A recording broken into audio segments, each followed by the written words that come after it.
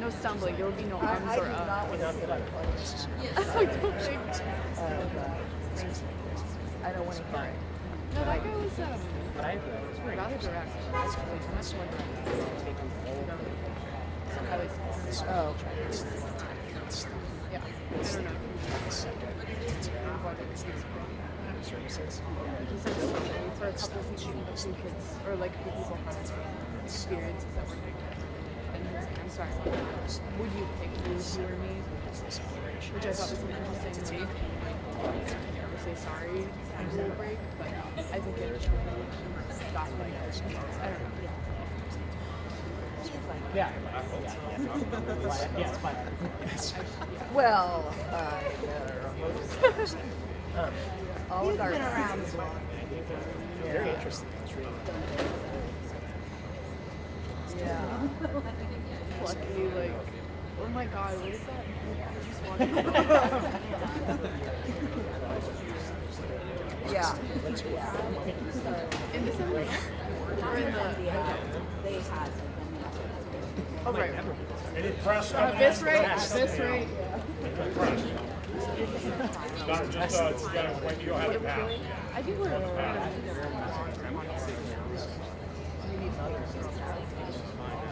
Every electronics goes into Okay. yeah. I have If you have a card, what kind of law are you doing? When you're not here observing? I practice kind of like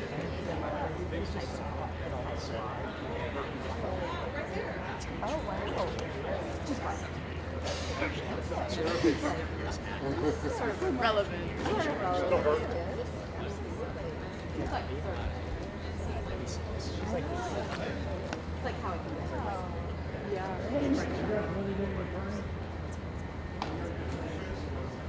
I'm not gonna. That's what I'm doing. Like, we don't have to be They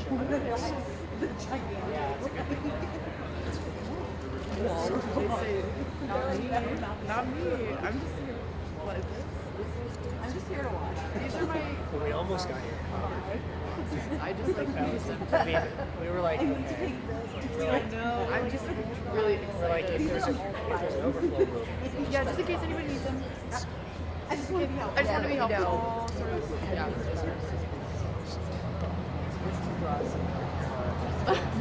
Like it has. I haven't been to a city council meeting in so long. I think since I know. I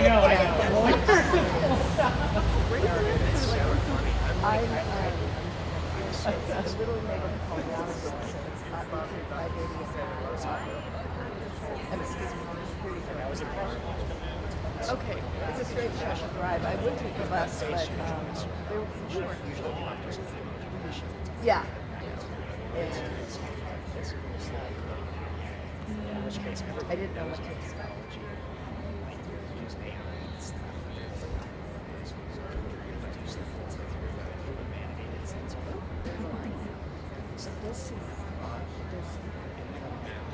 I don't see expect to be. Yeah.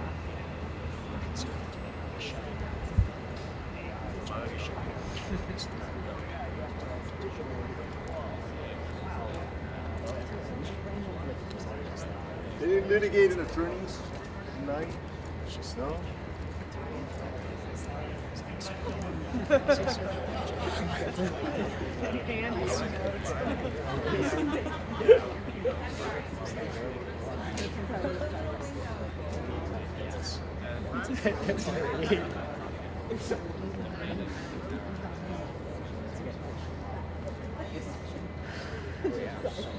Yeah.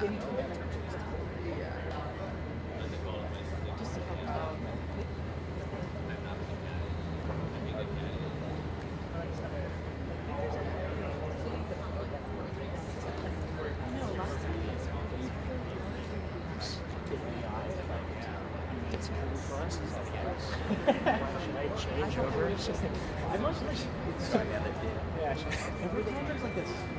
I think they are. I think they are. Like when we were here, and it was not this crazy line at all. But like, there's nobody here except for yeah. I know. But they like as soon as they went in, they were like practicing whatever, trying to Is it spotless? and then they're You know, like, but then in the head, it's like, I don't they know, were maybe this promised stuff a room because there's so many of them. They had all their boxes, and so they took them to. And that's kind of where they. I don't think they all. my level of It was like they she didn't so much like but there were the very thing right, the very thing that you're supposed to do. Oh yeah, we could hear the like. So like, I always think like, wonder if people. Yeah. Morning. How are you?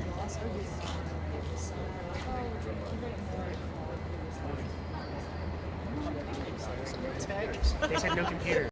No computers. Yeah, I know. That's what is I was sense over here. Is that for I'd like give it up notes. the guy who's been setting up all morning? I don't think it really has just been like taking things out of a very positive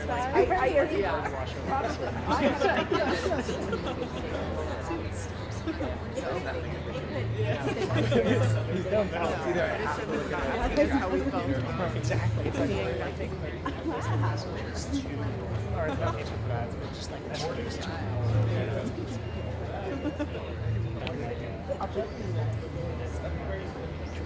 It's gonna be mad. It's gonna be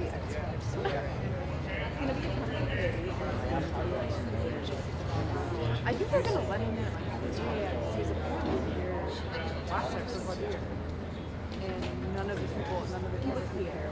Yeah, he was here, but like he entered your back out. Like he just got here super early. They opened the door.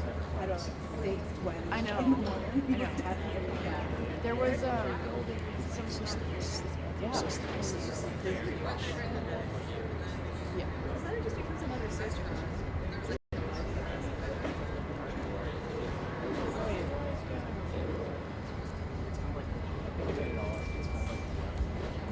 It's like, you read you don't take it all for like, oh my god. You don't so free to say that.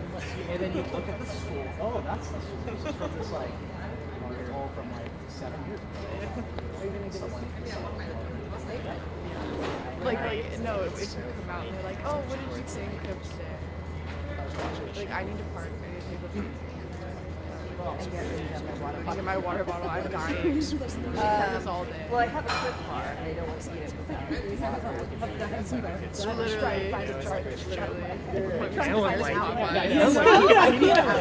I'm like, yeah, this is Guys, is that generator? One of the most interesting things, and I was told from people who again are court reporters and other people, attorneys, when I was in Muppet trial, and again, I don't know what day it was, but I wouldn't know what to say to this. was it prior? But Honestly, I'll have to look it up. Community is very interesting. Yeah, like, I think they're pretty serious. Yeah. Yeah. I don't even care. I'm not liberal or nice about this whole As far as the internet.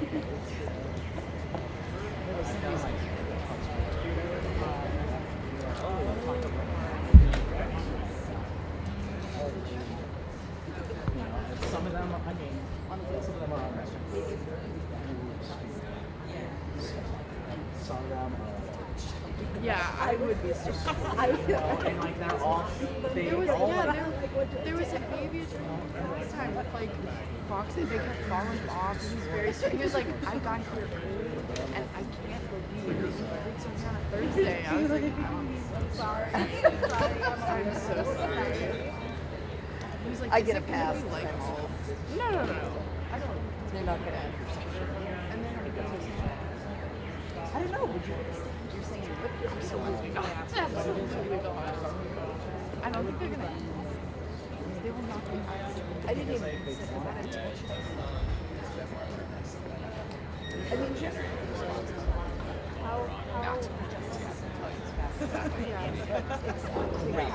yeah, great. I know. I don't think so. Very, very. And it's not the same. So I I think I think she has a weird like strict runs it yard, but I think she also is I'll go aware. Yeah, yeah. How old? It was really hard to actually. She said it. She's 4 and a half. Good surfers. Yeah, she They're surfing. Yeah, they're actually surfing. Yeah, she's like, I can find shit. So my daily review. She was like, I'll take out my So like, then I'll just be like, I'm trying to figure it out. She was like, I'm not from Yeah, yeah. It's like dividing things, just like, But she's not there's like, say this, that. Yeah, no, I think she's. I can Maybe maybe not. well, she has this like show. Discern what's relevant. She's Epic Games. I think. What was? Epic Games. It like Or like board games. Honestly, that's like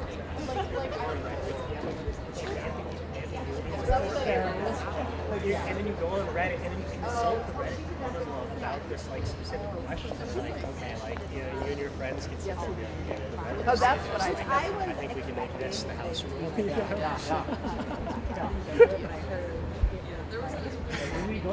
yeah, that makes sense. But I also feel like I feel like people got really strong feelings about Yeah, that You know, like it's especially and even on online stuff, there's especially here. Yes, she does. people will use it as another immediate responses. say stuff. I'm sure. Like so, if that's the common response for anyone, why would you assume that's going to She believes in this process. Yeah. She wants to protect the jury, and that's why she's really upset about statements in the room. But I think she wants to attract a concern to How do you think? I think she was. It's a lot easier. Yeah. Yeah. Yeah. I think most people, if she can believe this, I might as well. Yeah. I mean, how Never worked before. This is like all very complicated. Everybody else is probably looking at me. And paying attention and not going to the stuff that say, like, maybe not this You per can have this se, thing but generate me a will like that. You know what I mean? or people And it's like like- I think it works like I feel this. Yeah, they'd like send us stuff from Tragic. They'd be like, oh, I got this email from the school. Yeah. And this is what I got out. And say this. And me and my caseworker would be like, What did they say? What were the things? I think it was just like for like your kids, because a lot of it's like she knows. or like D&D.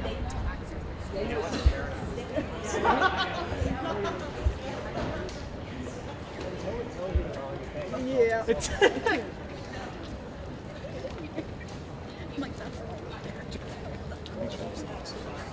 Do you need my help in there? Okay. Oh, okay.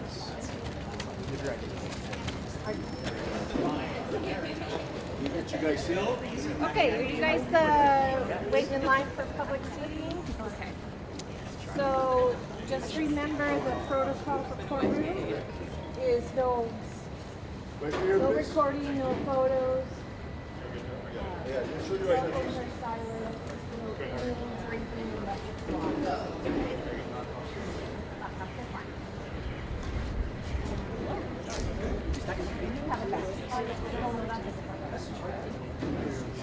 Already checked.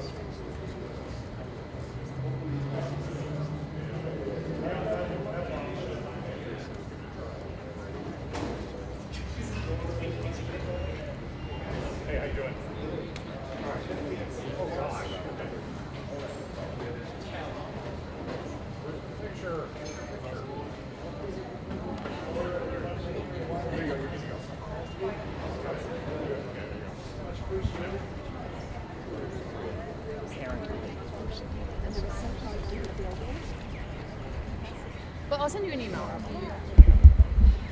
And by the way, did they tell? I think they felt like the rally was That's where the stuff with my Nah, I don't. It was. Oh, I know. Yeah, it's insane. More big news was The whole generation. protesters The retention. The ability to like hold all of that in their head. That's good. Do you think that's real? Yeah. I mean, I mean, they consider like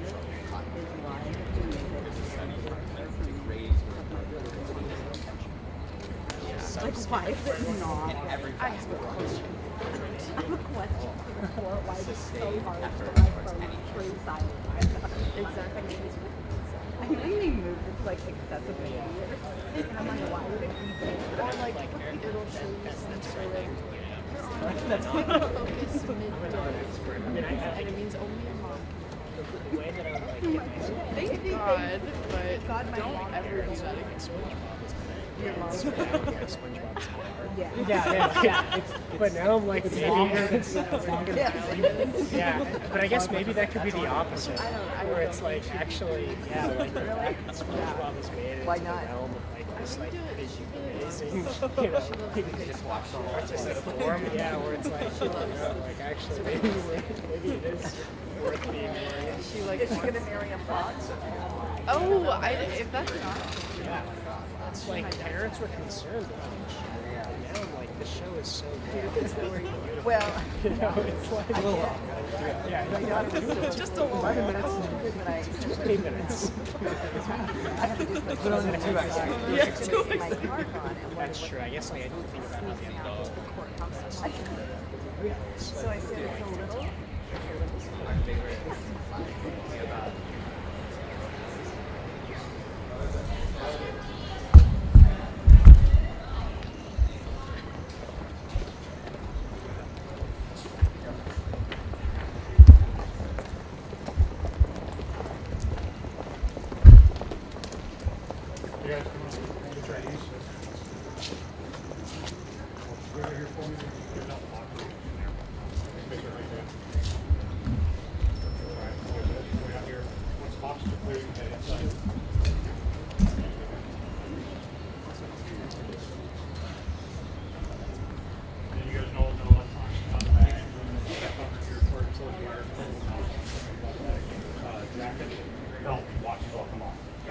Men's shoes usually make it, so sure. They made it so far. Yeah, so far they made it. Not gonna work.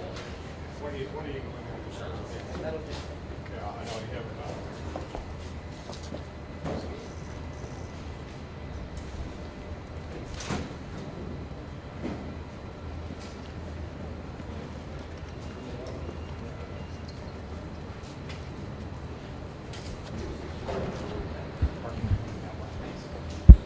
David, just wait right here for me, please. Watch that clear out your room. Yeah. All right. You guys can't block the jury entrance. You gotta leave that open. Miss Klein, how are you today? Just wait right here for me. Once they clear out, you can step inside. Good morning. how are you? Good. How are you? Thank you. Thank you so much. You're the last one in the group here from me.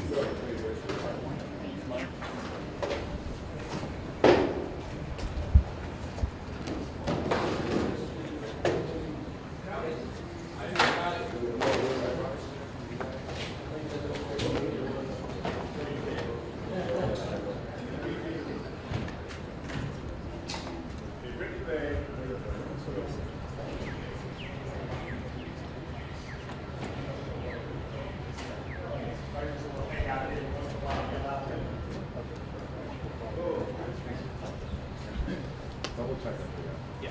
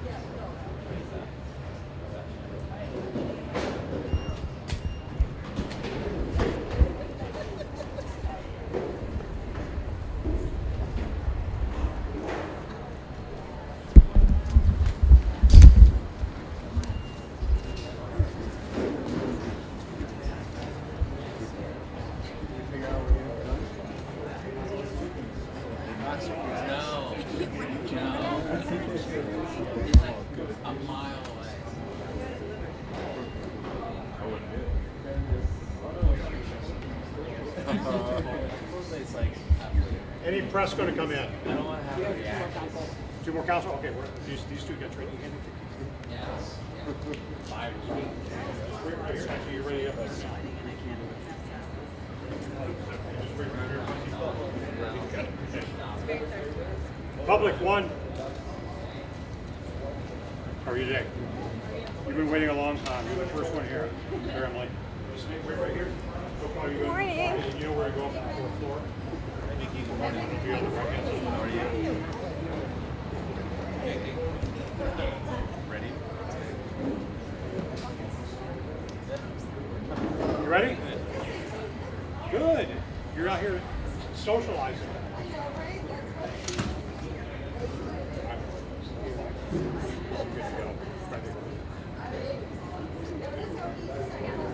Yeah, it was way better than last time. We kept getting stuck in it.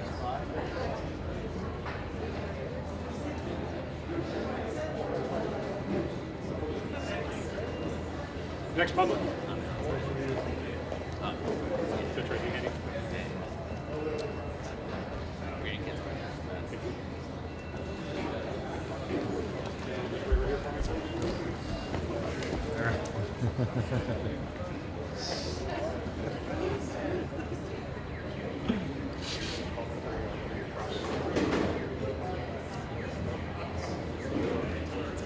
This is way better than the last.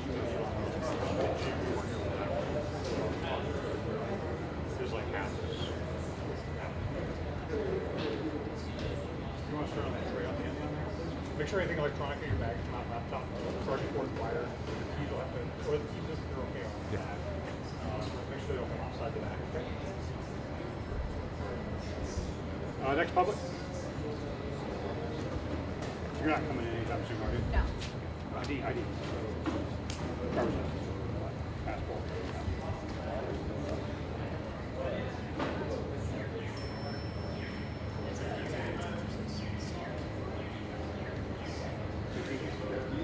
We're right here. Once he calls you in, go get you. Okay, do I need to pick up my bill? Yeah, belt. Yeah, anything electronic in the back, just like flat or digit. Wire, that includes wires, chargers, portable mouse, anything like that. Laptop.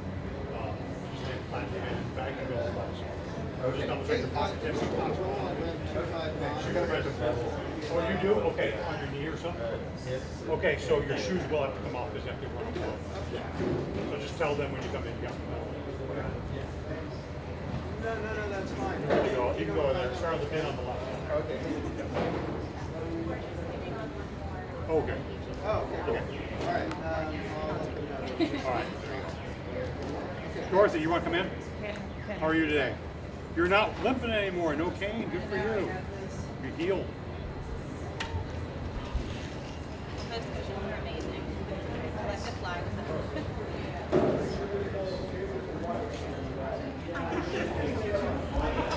There you go.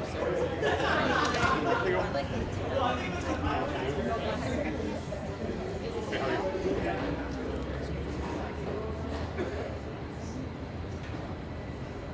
Yeah, they've already given out stickers. Yeah, they've already given out stickers. Yeah. Are you public, right? What are you public? Oh, media. Did you get a pass?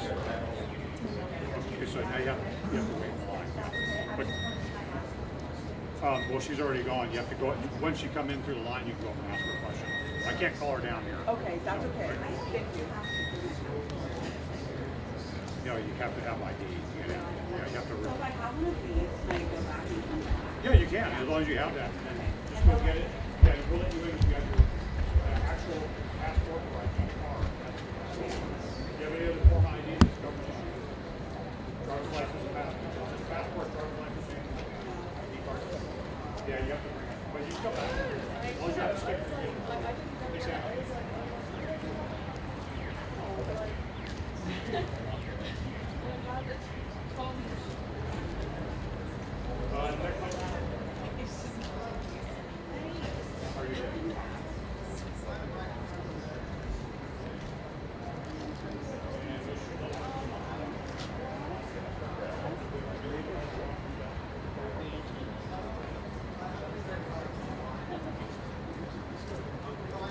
Jordy. Good morning. Okay. Yeah, anytime, you just come right up. Okay. Let them know you're adjourned.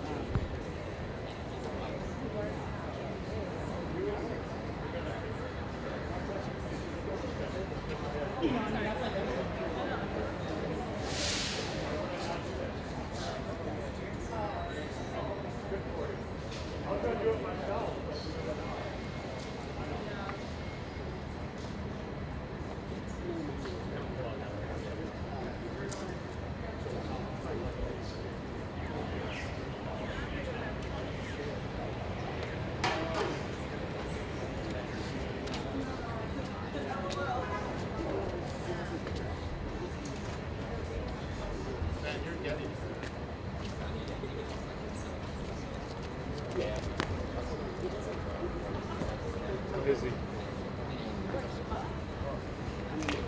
ahead and start editing what you got. What? Yeah. Oh, okay. And you'll get Bob Bonta? Yeah. Evan is going to be more live. It takes the best of your stuff.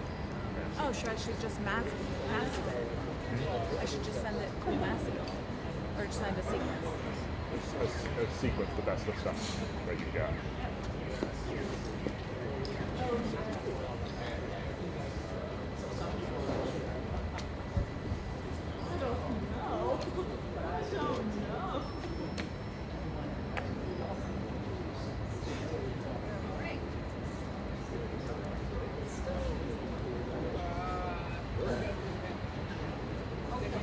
Hello. Yeah. So public.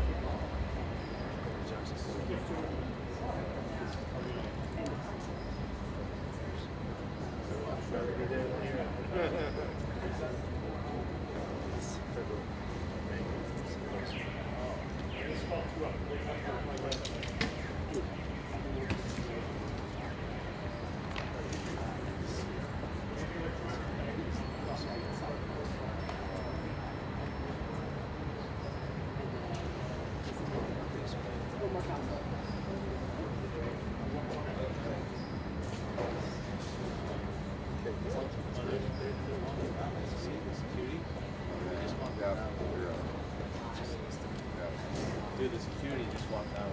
Yeah.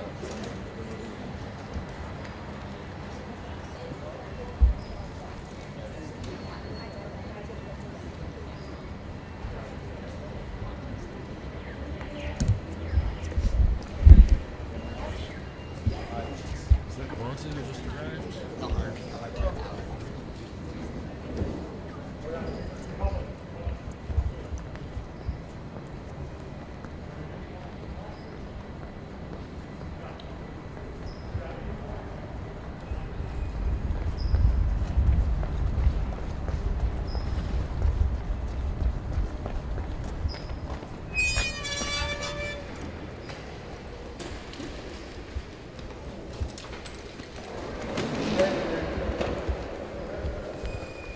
Have a good day.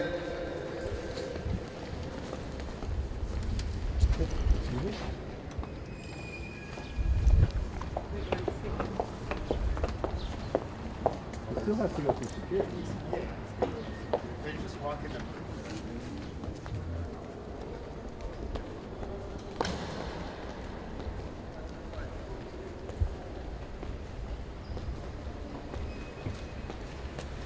Did I miss it? You said it just walked the perimeter. Who? It looked like it could have been Bonta. Possibly, but if they're walking the perimeter, they'd be coming around on this side.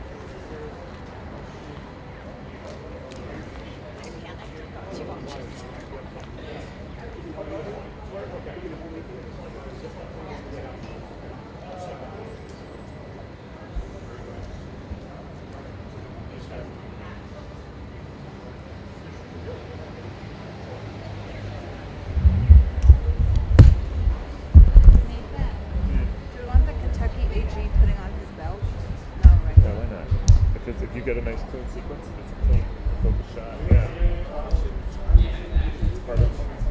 Part of arrivals. Too public.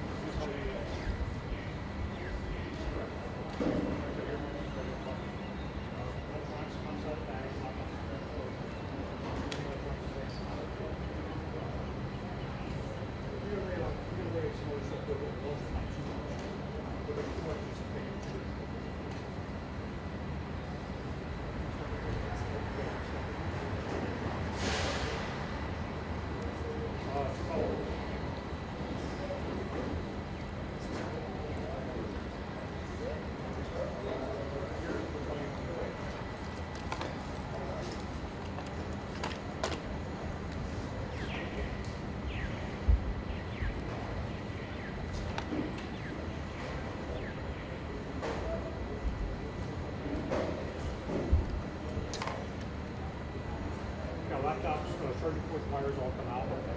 Anything electronic basically comes out straight to back. You can start on that bin on the road down there. And once she gets in and you start clearing out, you can set it.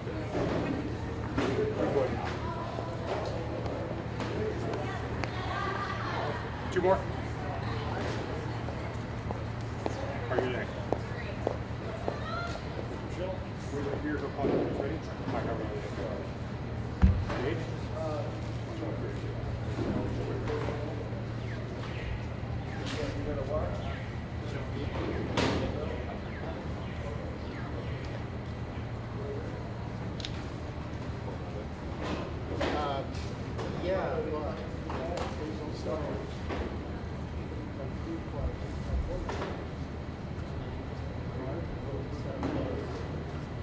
Clear juror.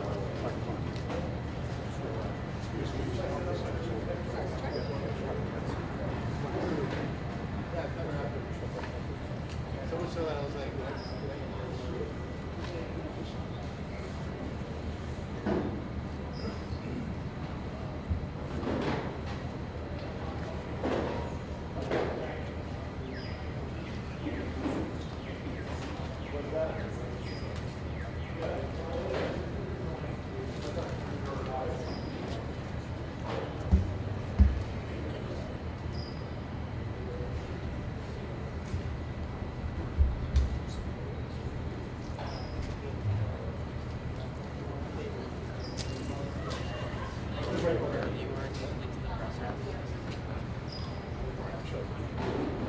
Jaden, come in, Jim.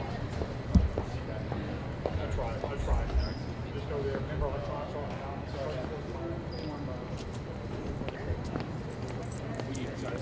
Oh, really? Okay. She called her. I was going to say, I thought I did that.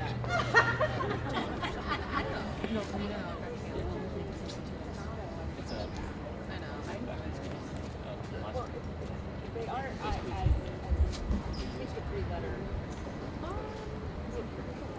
Use my middle name. So they are. And I did that before. So I think there's the parallel to me. Yeah, you have to add it over here. Recto. Yes.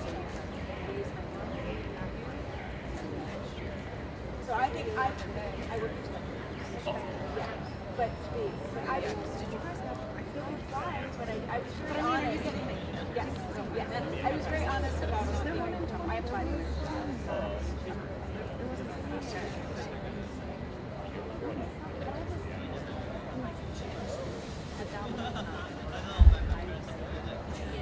And I think there's going to be a lot. Yeah, it was like, yeah.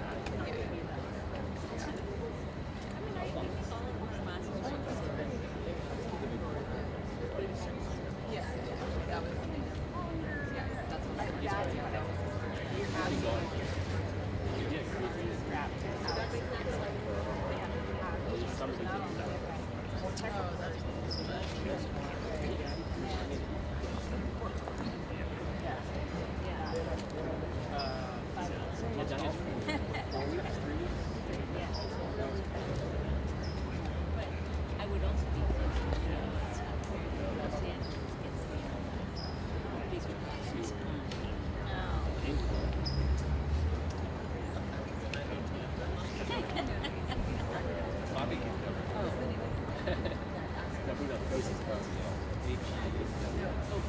This is the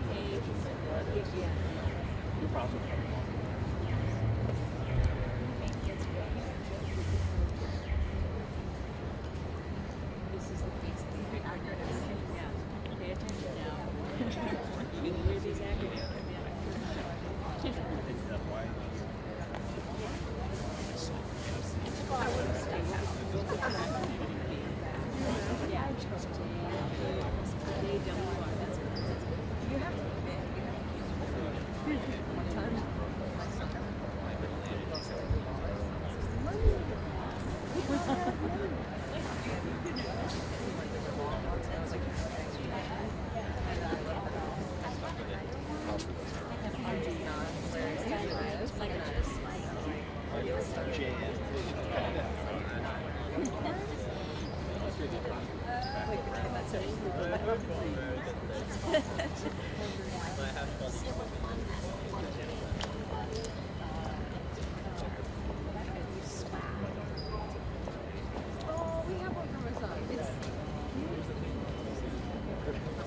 Yeah.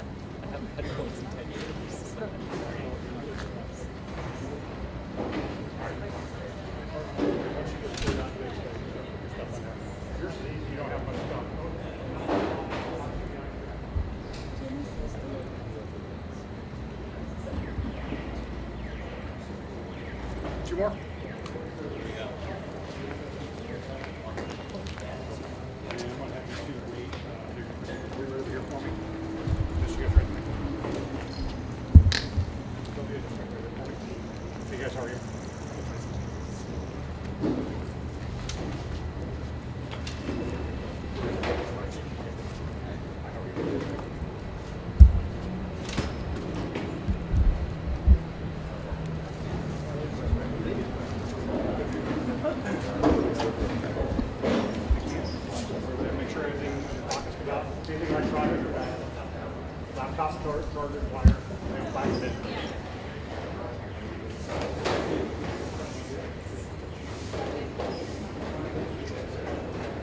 If you guys are ready, come on up. Start right down there.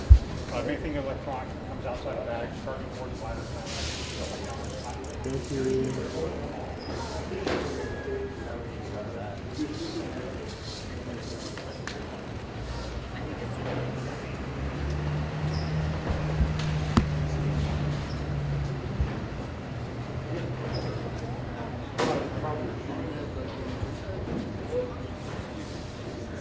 Yeah, sorry about that. Sorry.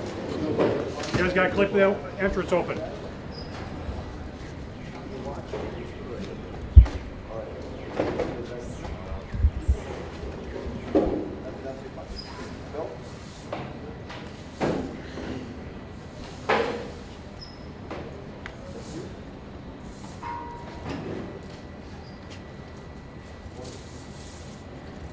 Two public, come on.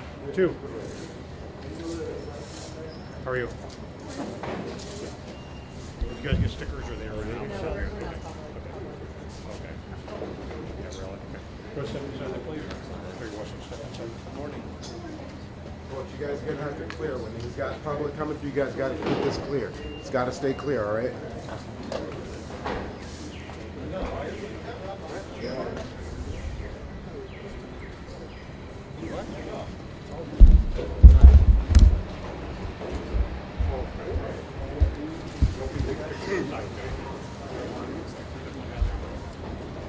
You guys pressed? Yeah.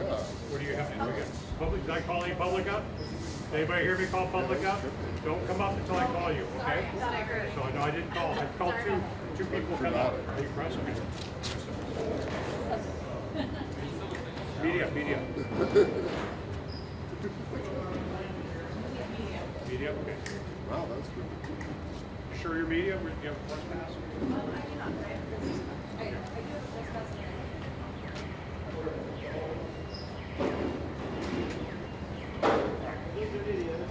Just wait right here, don't go in there. Clear out. You guys are just public, right? You're public. I'll come in a minute. Right. You have your ID? I need to see ID too. We got one Thank you. Just wait right here. I'll guys call you. this guy has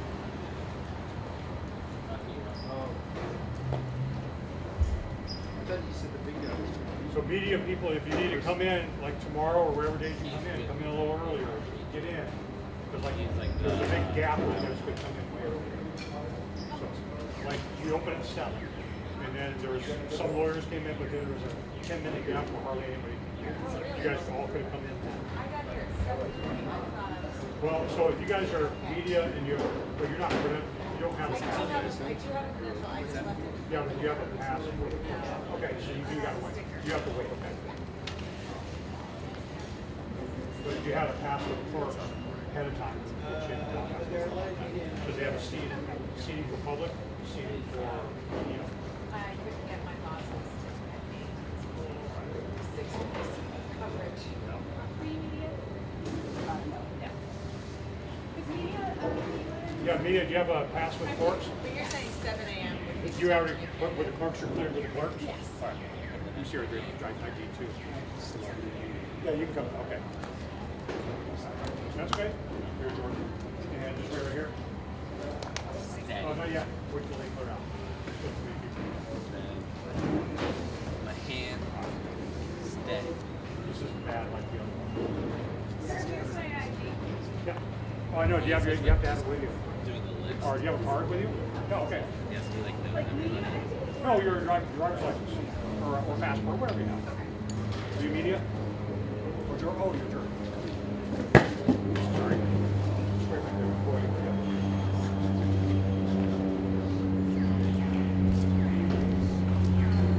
This I'm gonna have you step out.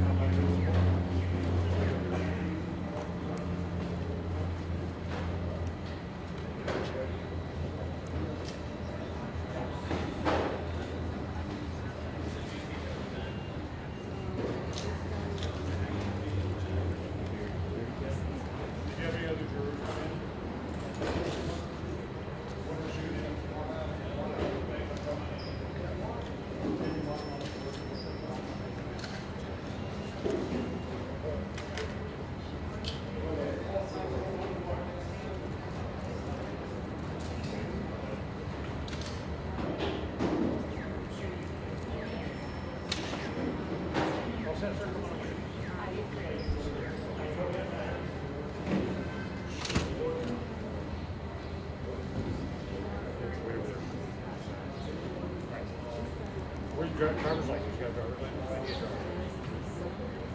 Well, you like it has to be a government ID. You cleared with the court clerks? Yes, yes. You too. This guy here. Oh, you're Bloomberg. Okay, that's right. You're already checked. If you're ready, you can sit now. You've got your ID.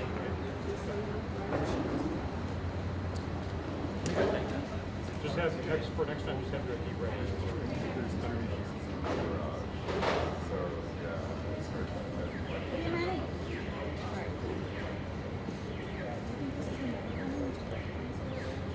Get ready. Did you want to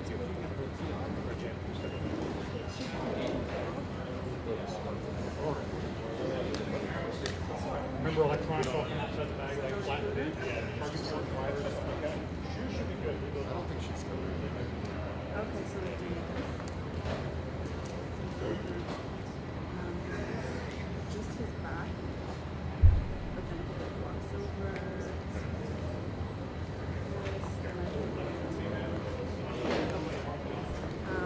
You have enough video to watch. Is that not?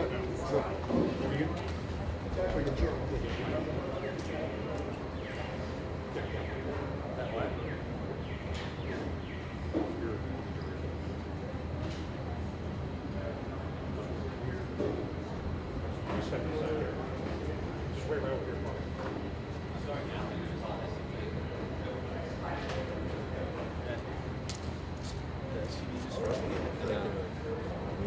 Yeah, I saw that. That's why I came back.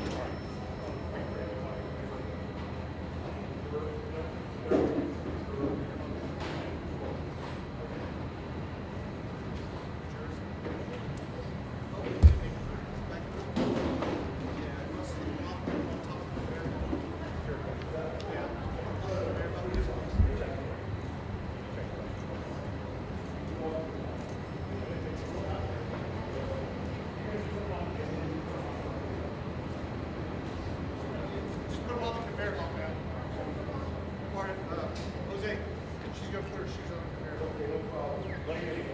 You just grab the door. Just wait right here. You just grab the yours. Oh, yeah. Okay, go ahead. Try those shoes. I'm sure. Give it a try. Good. And once they're clear out. Yep. Two more. Public. How are you? You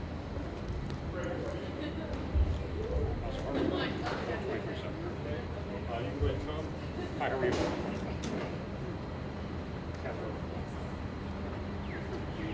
And you want to send me two more. Oh, yeah. And wait right here, don't leave again. Okay. How are you, miss? How's it going, man? Good. Here we are. And you just got it, so you got no electronics, outside bags, laptops, phones, chargers, just laying flat in the bin, wires, and Another 6 weeks of nothing but happens this week. just take them out, lay them flat in the bin, a separate bin or whatever. That way. Yeah, I hope so. That's the same for us, too. It's a little different this time. There's not really no witnesses, right? I mean, are any of these families going to come forward, or? Oh, they're there. Oh. I tried.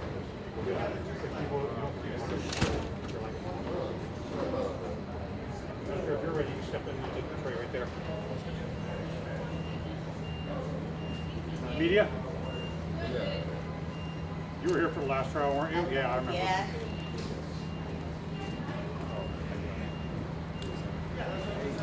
Just before you get to plug in just a second, okay?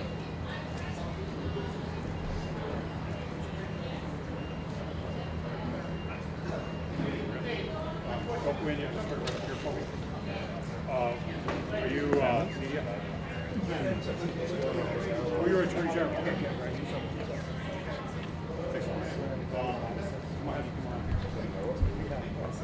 How much stuff do you have on you? A lot of electronics? Morning. Do y'all have the info for the 9 o'clock press conference with Okay. Yeah, parents and youth advocates. We're trying to figure out exactly where, but it'll be in this square, and we'll get you guys. I think at that point the jurors will all be in, so we'll get set up. So 8:30. Yeah. Okay, great. Thank you.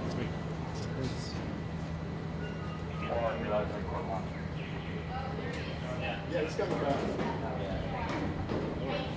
Yeah, he's coming back. Like, yeah, that's what we're looking for. Yeah, I didn't see it. That would make sense. Yeah, that would make sense. It's a Homeland Security back. We'll see. Yeah, we'll see.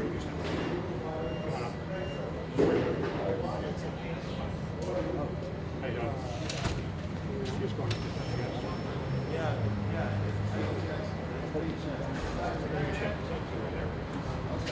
Hey, sir, how you doing? That's your field.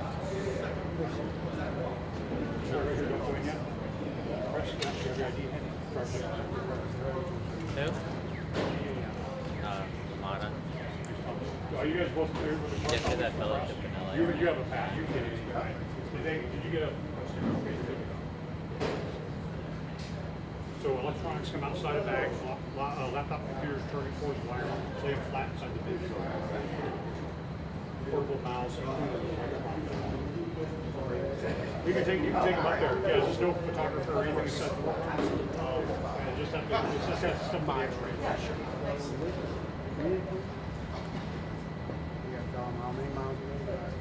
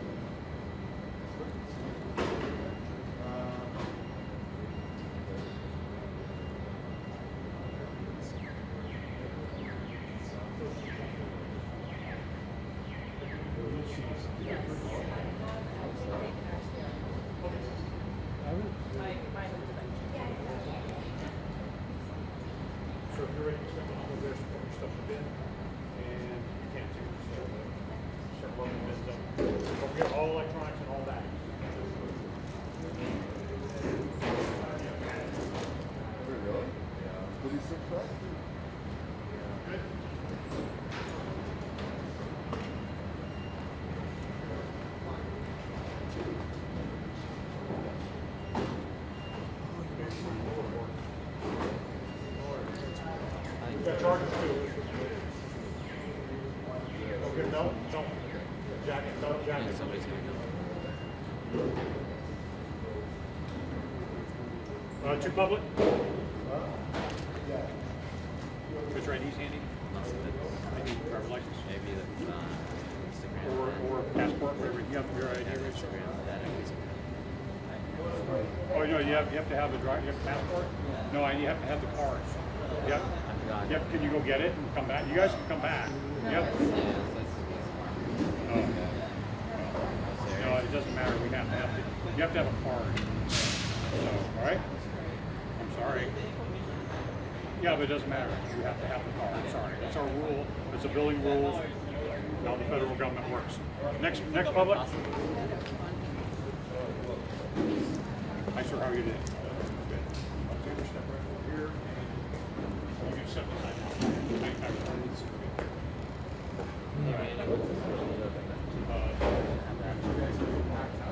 Not too bad though.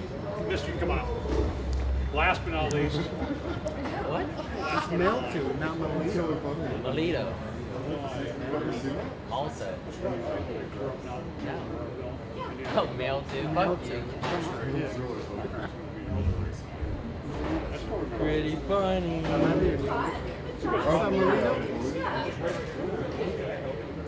Oh no, there's been well documented. It's one-way relationship. Wait, you guys already started? We're just continuing what you started last time. We act all nice. You ready? You know what? We never had an issue until Yodo came and started some shit. Now it's my It's not gonna happen. Dude, I'm like 5%. You might be actually. So we need to prove first.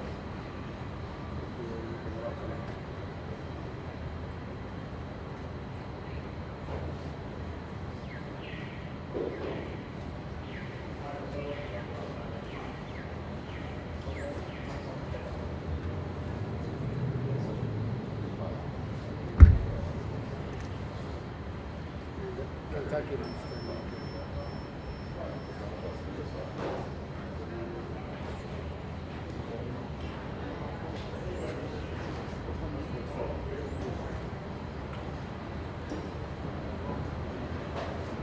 maybe let's give it to each other.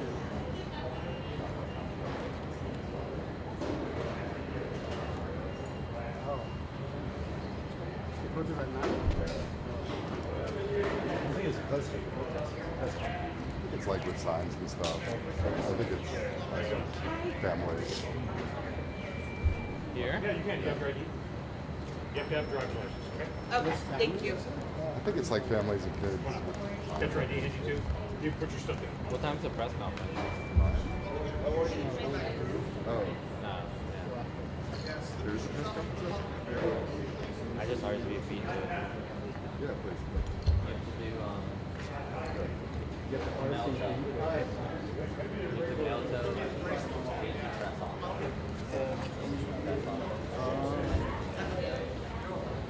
That works too.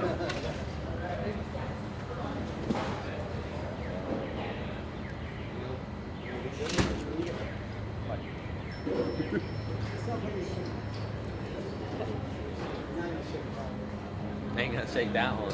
Ain't gonna get away from that one.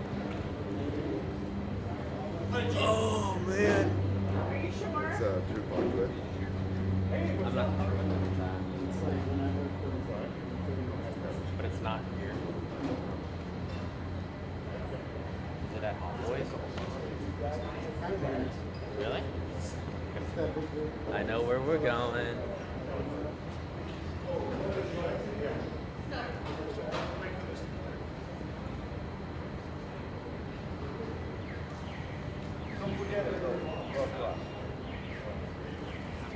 I was gonna wait till 2:30. Phone was gonna ring. It's on mute. It's on you. You're good, good. How's it been? It's been okay. Yeah, just attorneys, like everything.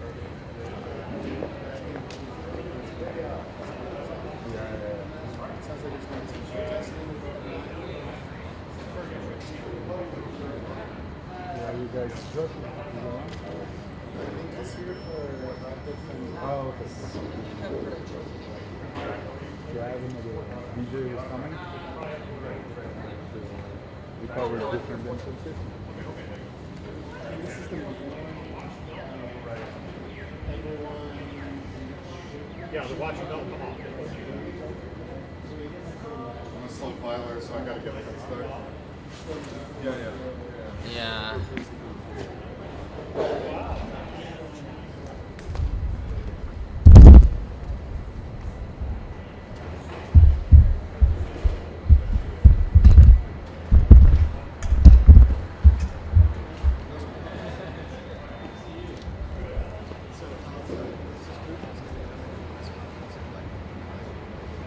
Yeah, like your parents. So, I told them, hey, where are you? I said, just put here. So, you have a podium or you guys, do you have one?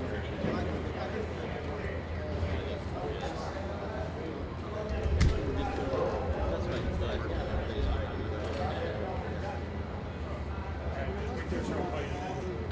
Your employee, you go on. And then just put it Give everybody right there. I'll a second. Are you going to turn on the case? Okay, well, I'll get you.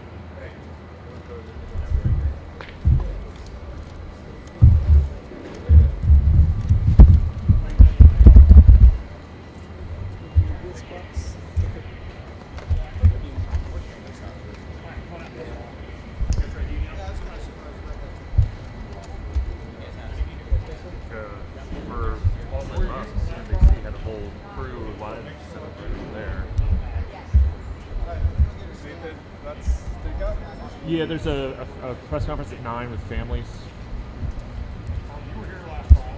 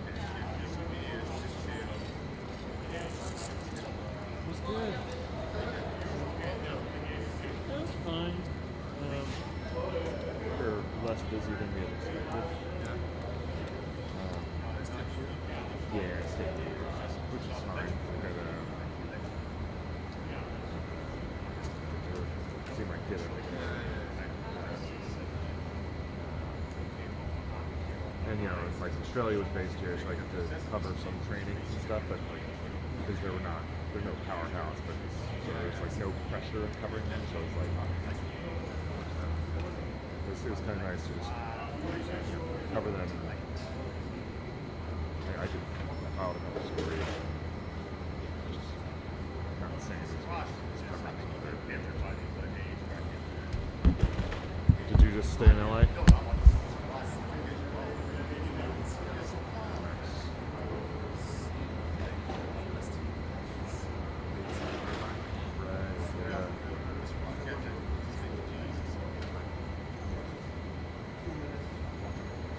Yeah, that Irvine facility is nice. Really nice. It's like, yeah, you know, no wonder why it's so expensive here. Thanks to facilities like that. Only the rich people can afford that. I went down once. It was like a very opening training for you guys.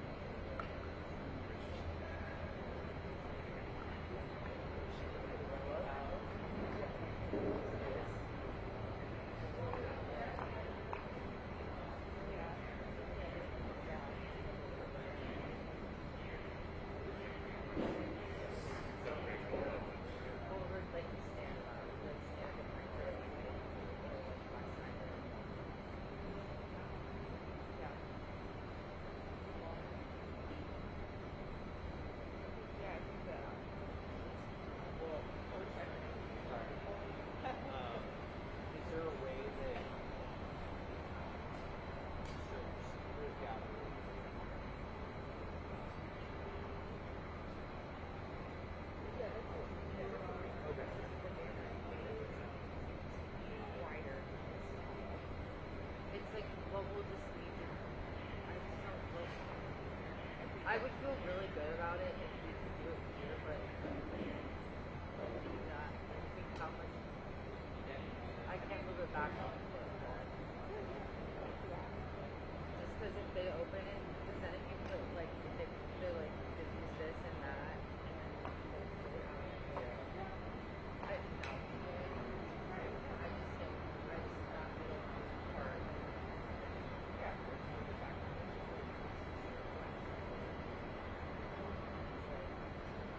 Because then that's it, and then it's like it's up here.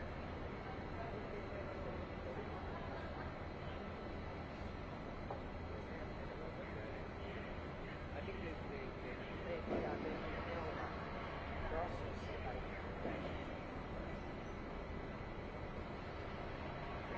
Okay, let's do that. If we don't lose, I'll have us start down here.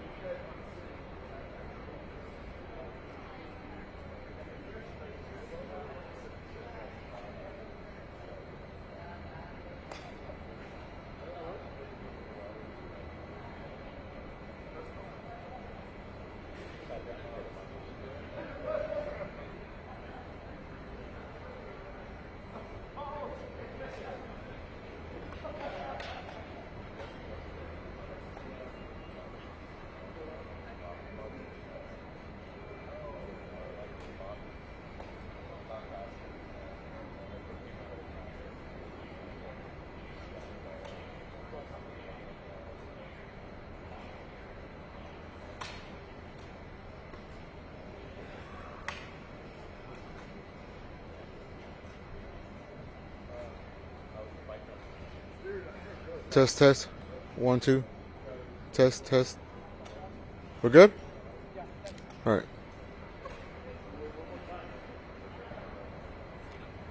Test, test. 1, 2. Test, test. You hear me now? Test, test. 1, 2, 3. 6 times 6. You hear me? Juan, Juan. Good? Test, test. 1, 2. Perfect.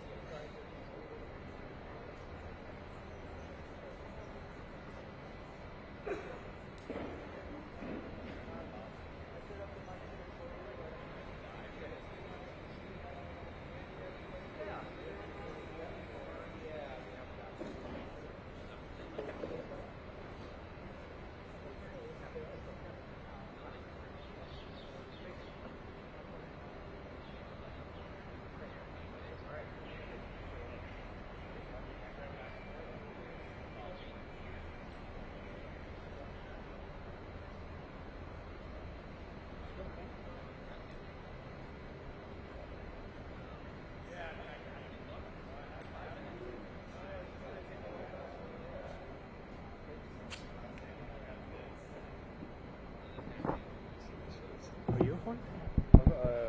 It's like no way. It's a love, but it's beautiful. Thank you. I'll see if this. You think some things wouldn't be breaking all the time, but they're like, I gotta drop off my kid.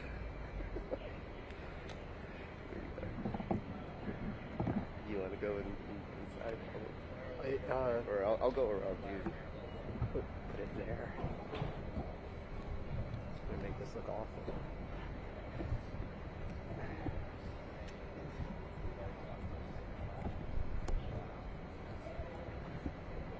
You think that's stable? Yeah. Better than that. I was looking with the clip, and then I'm like, oh my god, that's gonna like pop off right as. Hopefully, it doesn't get emotional. Okay.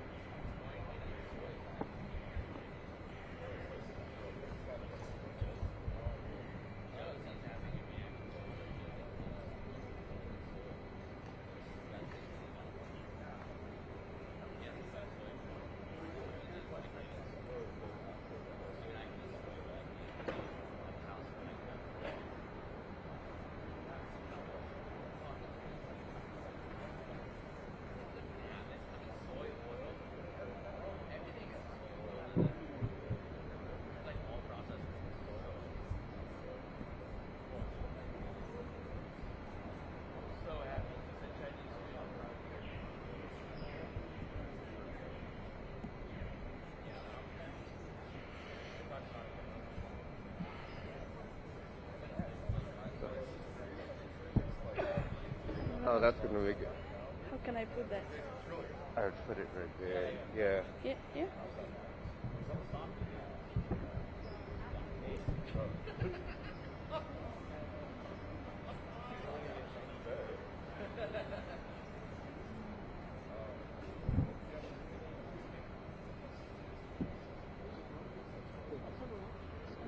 Yeah.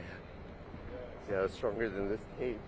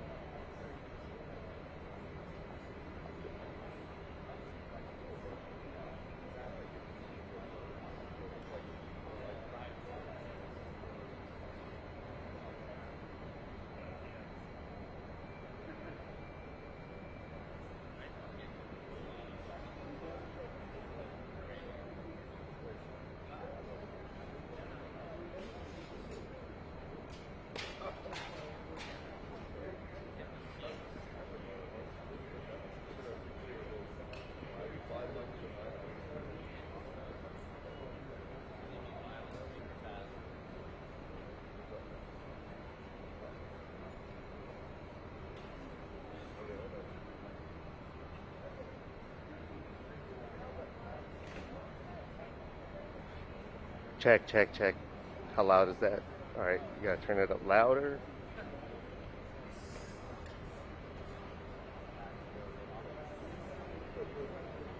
Check, check, check. All right. So if they speak quiet, it will still pick up. Pick up. All right. Hopefully it don't fall. Please don't fall.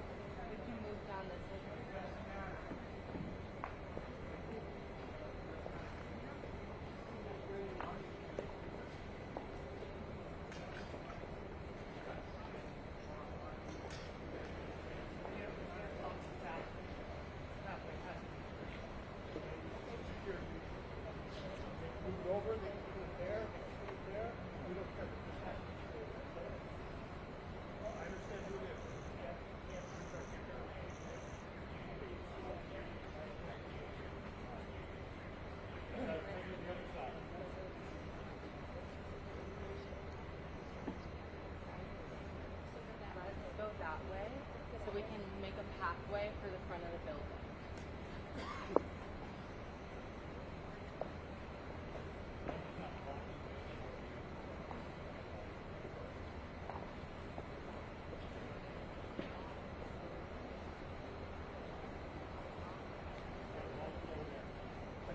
Stop, stop. Okay. It's okay. Thanks, guys. Appreciate it.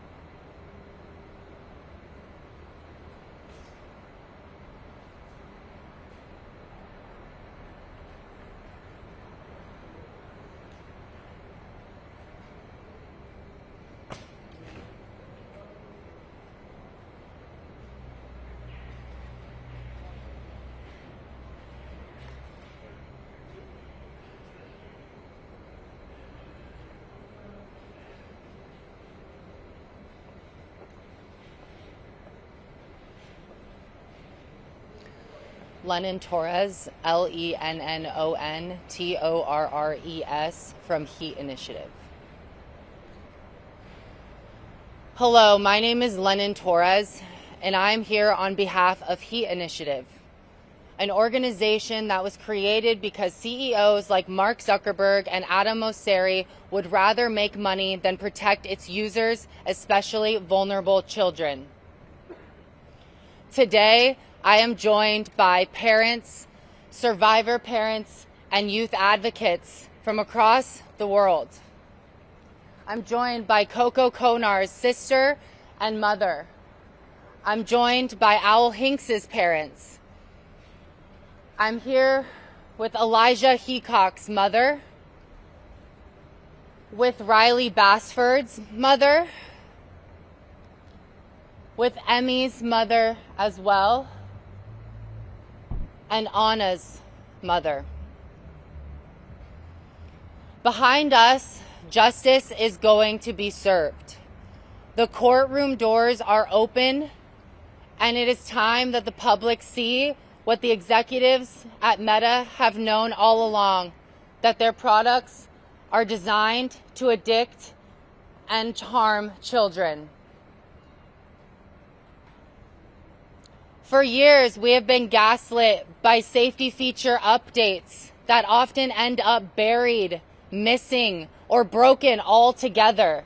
And today we're here to say enough is enough, and it's time for transparency and accountability. There is nothing inherently social about these platforms. Instagram is not social media. It is a predator-enabling engagement farm. And we deserve better.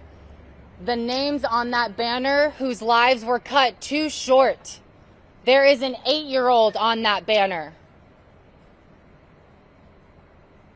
Let that sink in. Each name more than a data point. So we stand here as a reminder that we will keep showing up until justice is served. Thank you.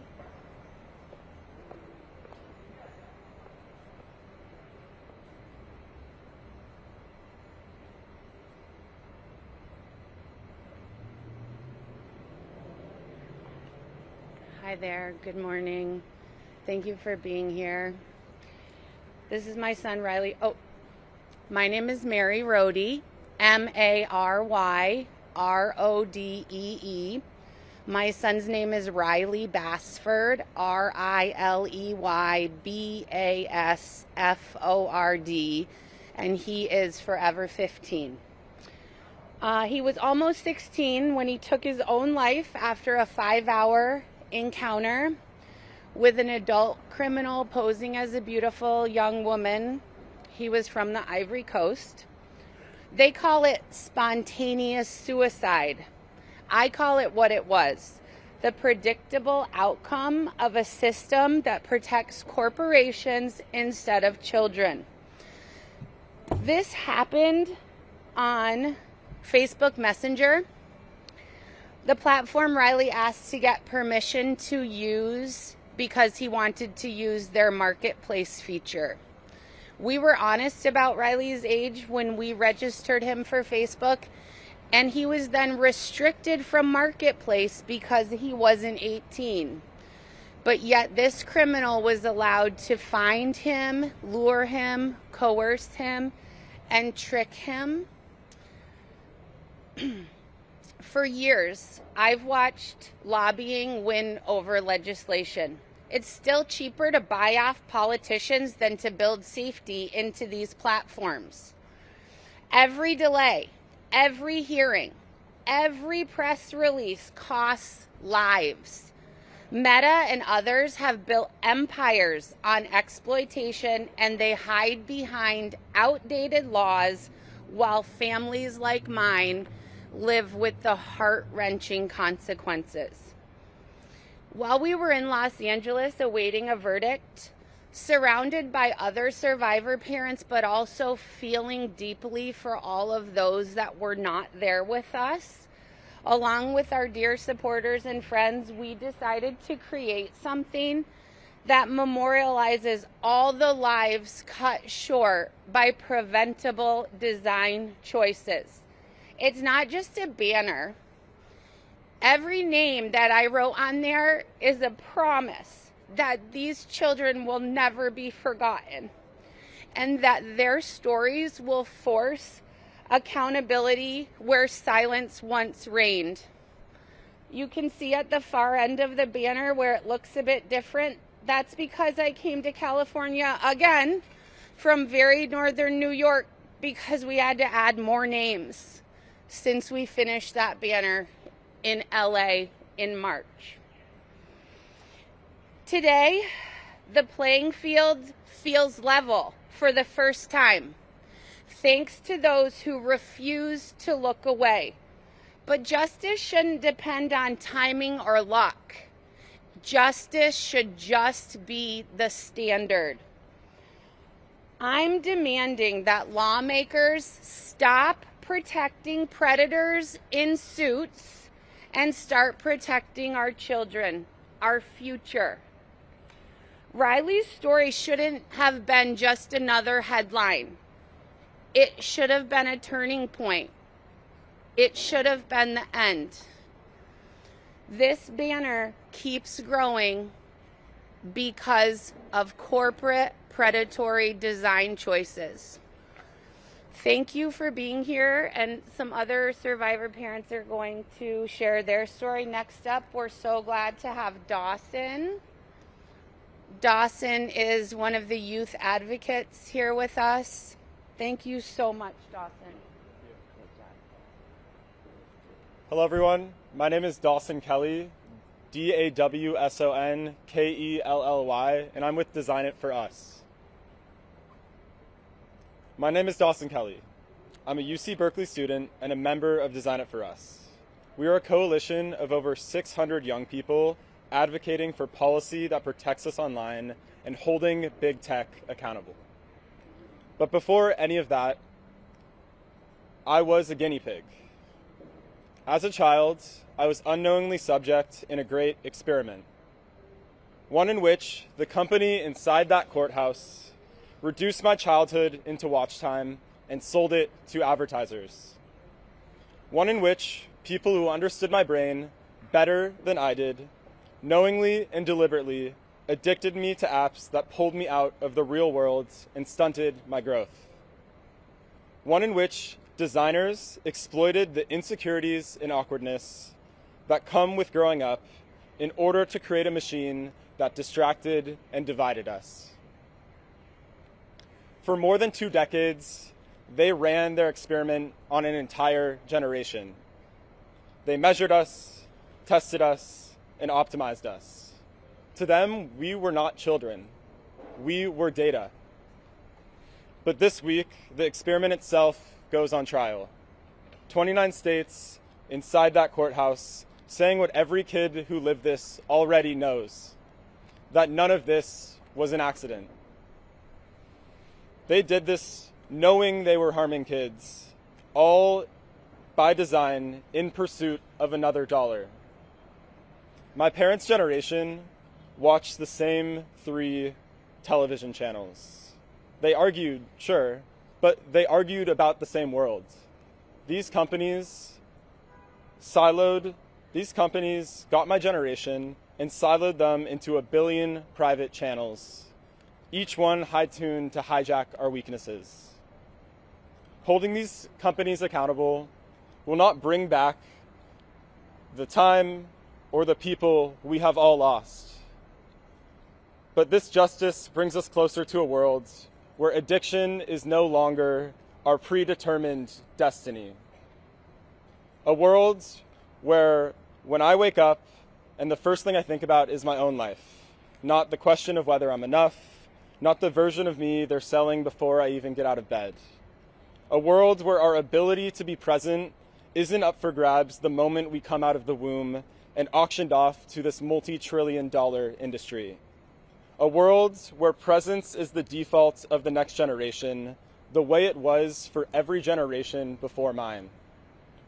A world where my generation is not remembered as the anxious generation, but the generation that is beginning to get its life back. That world becomes a possibility through this trial, through the tireless efforts of parents and advocates and lawyers, through the increasing number of people across the globe that are building the courage to stand up to these corporations that have taken too much from us. That world gets a little closer today. Thank you so much.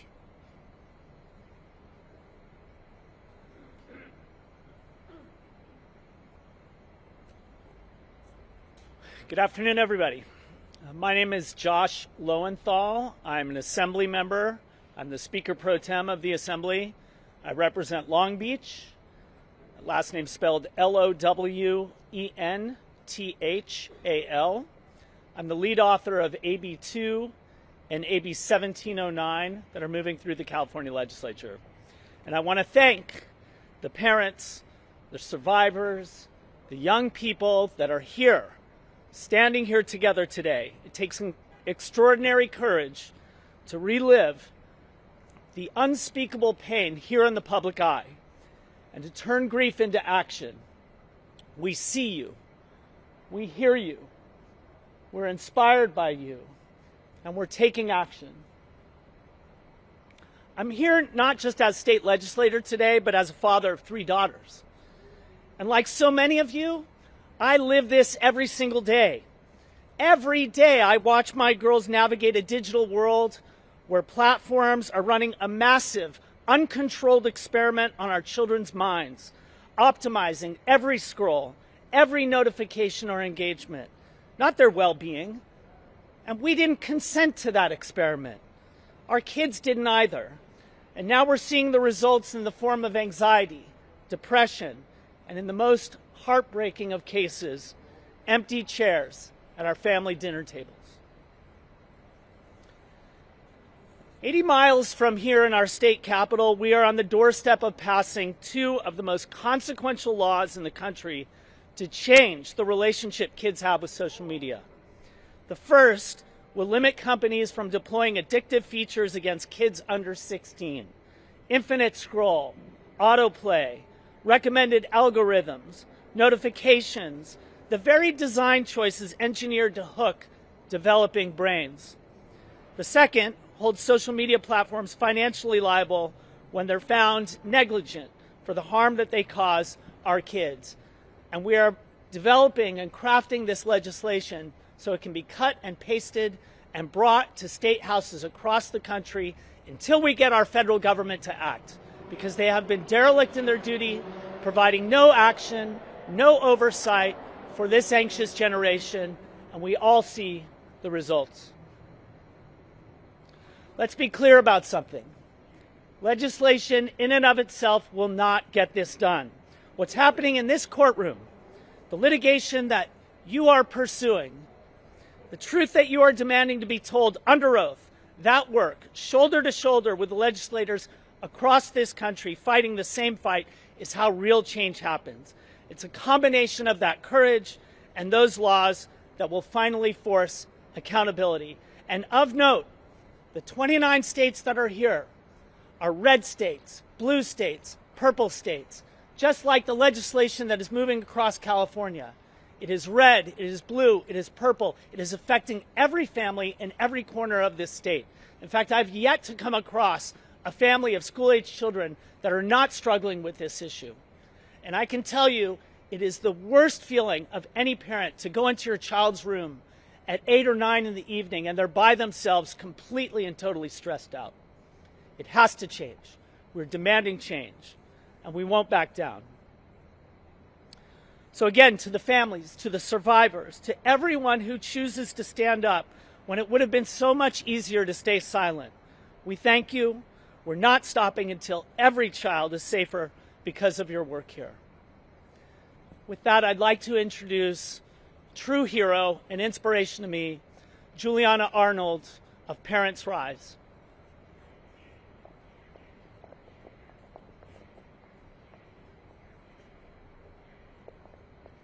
Hi everyone, my name is Juliana Arnold, Julianna, Arnold, Arnold. My daughter, one of my daughters, who's not here with us, is Coco, C-O-C-O, Konar, K-O-N-A-R, forever 17. And this is my older daughter, Olivia Konar, Olivia, O-L-I-V-I-A, Konar, K-O-N-A-R.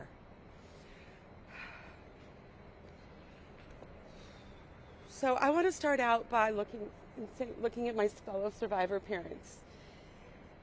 And I just want you guys to know that we are building Parents Rise together, and this is what it is. And you embody the spirit and the energy of what we bring with our pain and turning pain into power. And that's where we are today, because every child named today, we have Riley, Anna, Elijah, Owl, Emmy, and Coco, and thousands of others. This list doesn't even represent it's the tip of the iceberg for the number of children who have either died or been harmed by social media. So I'll tell you a little bit about my daughter, Coco. Coco was 12 when she opened Instagram for the first time in 2017, 4 years before the world learned what Meta already knew. Instagram was harming teenage girls. By her teens, she could not look away. Her scrolling became depression, then anxiety she could not escape. In that isolation, an adult man found her on Instagram, groomed her, lured her to meet him, and sold her what she thought was a Percocet for her anxiety. It was fentanyl. She was barely 17. Coco's story was not an accident. We know it was the predictable outcome of a platform Meta knew harmed children, while none of the rest of us had any idea. 5 years ago, Frances Haugen exposed Meta's own research, showing it knew Instagram harmed teenage girls. Now Meta's evidence corroborates that what whistleblowers told us. And as Attorney General Bonta put it, Meta knows what it is doing is bad for kids, period. And that's what we're going to find out in this court case. And while they were doing this, families were suffering. And Meta was spending more than $13 million on lobbying Congress this year, deployed 86 lobbyists, and poured another $20 million into its own super PAC, all to fight the laws that were meant to keep kids safe and hold these companies accountable. So Meta, thus far, seems to be losing in court. So what it's turning in desperation is to Congress to give them another liability shield before the next generation of technology faces the same reckoning. That's why Zuckerberg's push into AI should alarm all of us. He says technology should empower people, not manipulate them. But why didn't that principle apply to our children? We are tired of these PR stunts and greenwashing. These cases are the only thing that's bringing out the truth through the evidence that's being discovered of what was really going on behind the closed doors of this company. And we will expose more of it through this trial. So we know we need accountability in Oakland, and Oakland can give us accountability and hold them accountable. But it is really Congress that must decide whether accountability ends here or finally begins.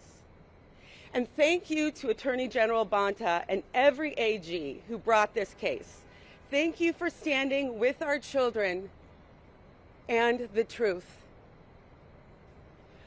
We were there in Los Angeles and we didn't go away. We were there in New Mexico and we didn't go away.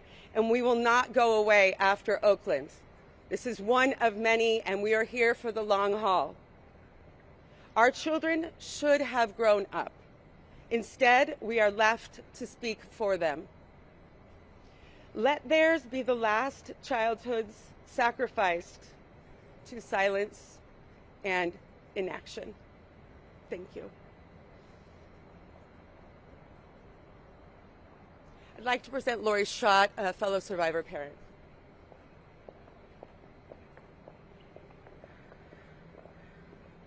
Hello. My name is Lori Schott, Lorischott, and I am Annalee's mom. Forgive me. I am here today because my daughter should still be alive. Annalee was 18 years old. She was a rural Colorado farm girl. She loved her family, her God, her horses, and every four-legged creature she could haul into our farm.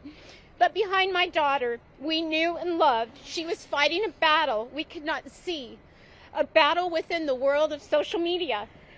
After we lost Anna, I opened her journals, searching for answers on why a little girl that left a note the day she died that said, "I love my family, don't be sad for me. It's not you, it's me." Inside those journals, I found my daughter's pain. And I want to read one entry so people understand the impacts of the design of these platforms and how they impact little girls like my daughter. Annalee wrote, "Tonight has been one of the worst nights I've had in a while. I was sitting on my bathroom floor telling myself how much I hate myself. Nobody is going to love me unless I look the part. I look at other girls' profiles and it makes me feel worse. Nobody will love somebody as ugly and as broken as me." And we continue to learn about Annalee's social media experience and how devastating it was. We learned that according to Meta whistleblower Sarah Wynn Williams, Meta targeted ads at teenage girls when they showed signs of being in a vulnerable emotional state and when they felt worthless, insecure, or like a failure. Advertisers were allegedly giving access to our children so beauty ads could be delivered at the very moments these girls were at their most vulnerable. Let that sink in. When my daughter was struggling, it became Meta's bottom line. 1 year later, I continued to fight. In 2019, the year before Anna took her life, Meta's researchers found that 1 in 3 girls felt worse about their bodies. Meta knew this. They knew young people were being harmed. Meta knew children were not safe, and Meta kept running algorithms. Children were kept engaged, and the money kept flowing into Meta's bank account. And now, attorney generals across this country have brought allegations into the courthouse about how Meta knew what it designed and what it told parents and the public. We have already seen why getting evidence in the courtroom matters. I was in Los Angeles, New Mexico. Juries heard the evidence. And now here in Oakland, attorney generals are bringing their cases on behalf of the people of this country. I want to recognize my Attorney General, Phil Weiser. Attorney General Weiser was one of the first public officials to see my daughter's algorithmic content that was pushed to her and to read my daughter's journals. He used the power and responsibility of the Colorado Attorney General's office to help bring Meta to this moment of accountability. He used everything he had. The evidence and Meta's internal documents will finally have their day in court. And today, as I stand outside this courthouse as Anna Lee's mom, I have a message for Meta, Mark Zuckerberg, and Adam Mosseri. You built one of those most powerful and richest companies in the world has ever known. You designed and built these platforms that reached into our home, into our children's bedrooms, and into our children's minds. But power does not excuse harm. Profits does not erase the responsibility of big tech. And no company, no matter how wealthy, no matter how influential, no matter how untouchable it feels it is, should get to stand above the truth, the law, and our children. Thank you.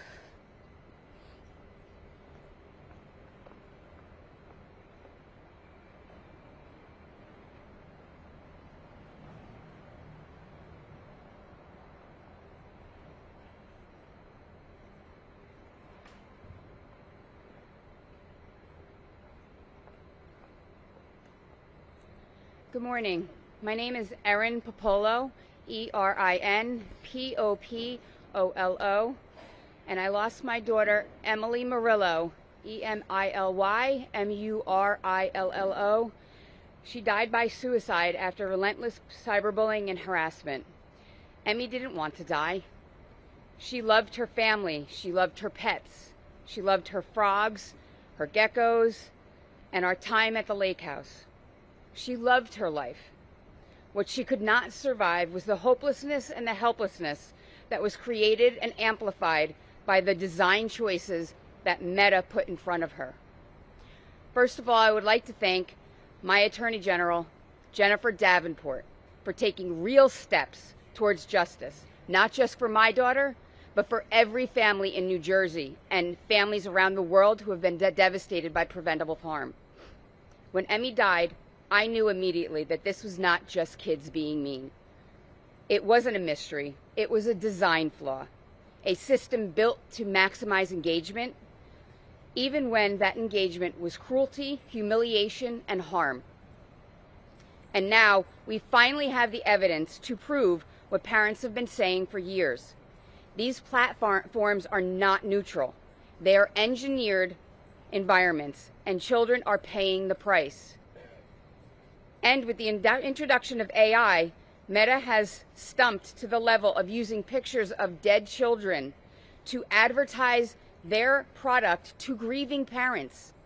Yes, they took a picture of my daughter and me sitting crying in front of a memorial on the ground, and they asked me if I wanted to turn it into a comic strip. So the level of inhumanity that they have created is unprecedented. I want to speak directly to the families standing beside me, to the attorney generals across the country, and to the teams working behind the scenes who refuse to look away. You got us here. Your courage got us here. Your persistence, your refusal to let your children's stories be minimized, that is what is moving the needle. I hold Emmy in my heart every single second of every single day. I fight for her. I fight for my daughter Kaylee, who is now raising my grandson Kai, without the aunt that he deserved. And I fight for every family that has been shattered by Meta, those who choose profits over people. I will not stop, not now, not ever, because our children deserved better.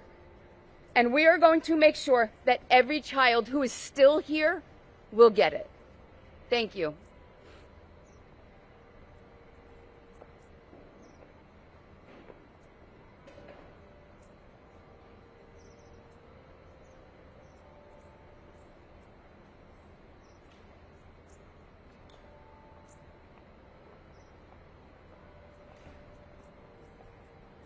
Good morning. My name is Shannon Heacock, SHANNONHEACOCK. I am here to honor my son, Elijah, and every child harmed by big tech. But before I tell you my story, Would you kindly take out your phones and set an alarm for 20 minutes? On February the 28th, 2025, I was woken up by Elijah's twin sister, Palin, telling me that Eli was hurt. I ran to him. He was laying on my cold laundry room floor, and I had no clue what had happened. I went into panic mode, digging blood out of my son's mouth, begging him to breathe. I watched him lose his battle. I left the room so his twin and his baby brother would never have to see what I saw, but sadly they did. Elijah was rushed to the hospital. My sister had gotten into his phone because he had left a message. The officer beside me was an ex-FBI agent. He told me that my son was a victim of sextortion. Before we could plan Eli's funeral, at 16 years old, I had the FBI sitting at my kitchen table. That's when I learned it took 20 minutes, 150 messages, AI deepfakes, and $50 that took my son away from me. I would like to thank the Kentucky AG, Russell Coleman, for his work in Kentucky and what he is doing to make laws stricter and willing to work with us, parents. Check your phones. Some of you still have time on them. Elijah didn't. The predator found Elijah on TikTok, but the FBI confirmed something else. Something that keeps me up at night. I don't need anybody else to blame me. I blame myself. That predator followed him onto Instagram and used his following, knew everything about Elijah at school, every single detail. They used this to work through my son's world. The list should have never been accessible for adult strangers. Grieving families have been telling media that for years. I'm new. Elijah and I are just a year and a half into this. A minor's friends list is a map of every child a predator can use to threaten disclose of embarrassing photos. Every family member, every classmate on Instagram. It's also a map predators use to go after kids. And Meta leaves that map wide open for anyone to find. And the most popular social media platforms, Meta, is the worst offender when it comes to this. Serving our children's offline lives to predators, and it connects them to online. This wasn't an accident. My son did not take his life. My son was killed. It's a design choice. A company that builds its platforms to maximize a child's engagement. Click after click at the cost of the child's safety. They knew what they were doing. Mark Zuckerberg looked the public in the eye and said their platforms were safe. Well, Mark, look me in the eye because you're a liar. That is why we are all here today. Somewhere inside Meta are the documents that prove they knew their failure to protect minors' privacy was putting kids like Elijah in danger, and chose not to fix it. Families like mine deserve to see those documents. Every parent whose child has public profile right now deserves to see them. I couldn't save my son, but I can stand here and demand the truth.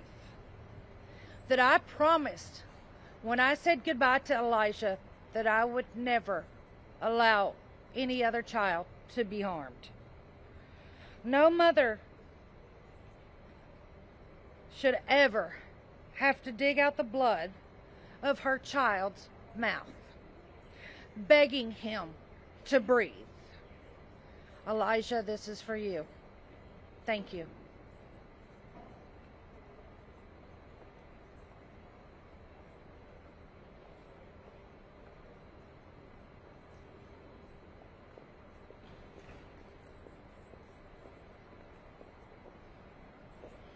Good morning.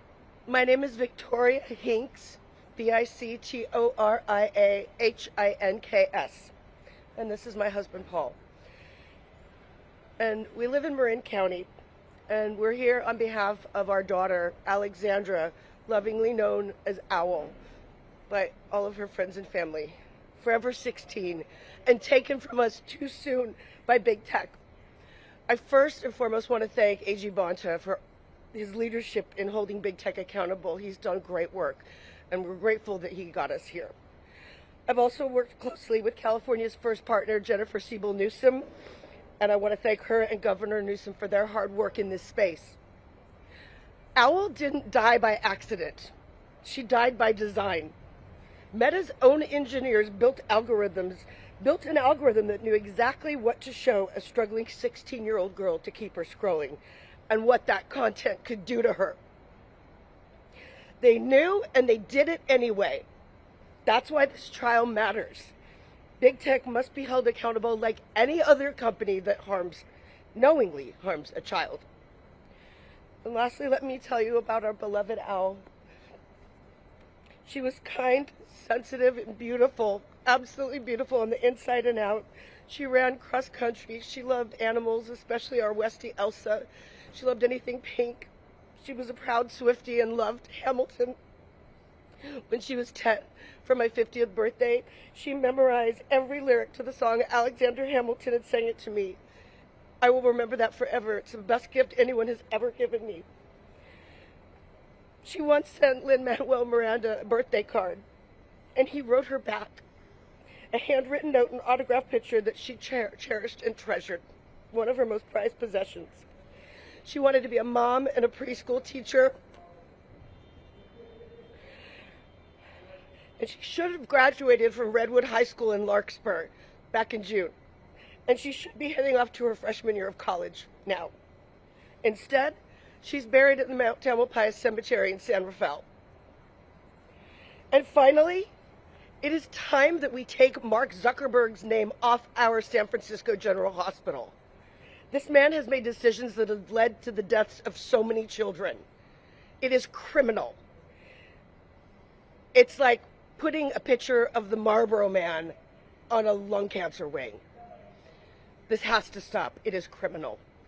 Again, thank you so much to A.G. Bonta and everyone for being here, and for all of the other survivor parents who give us so much love and support. And thank you again.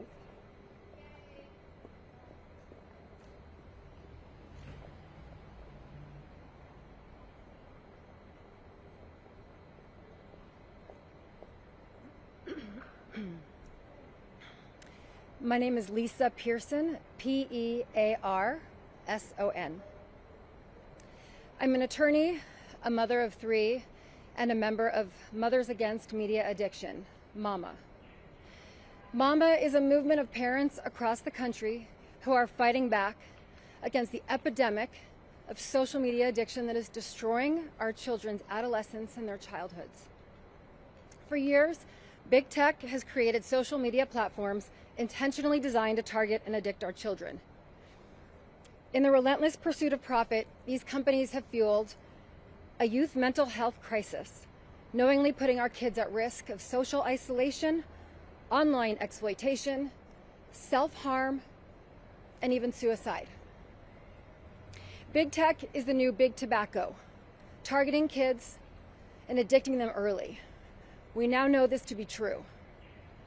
But today we are witness to a historic moment. Just as with big tobacco in the 90s, these companies are finally being held accountable.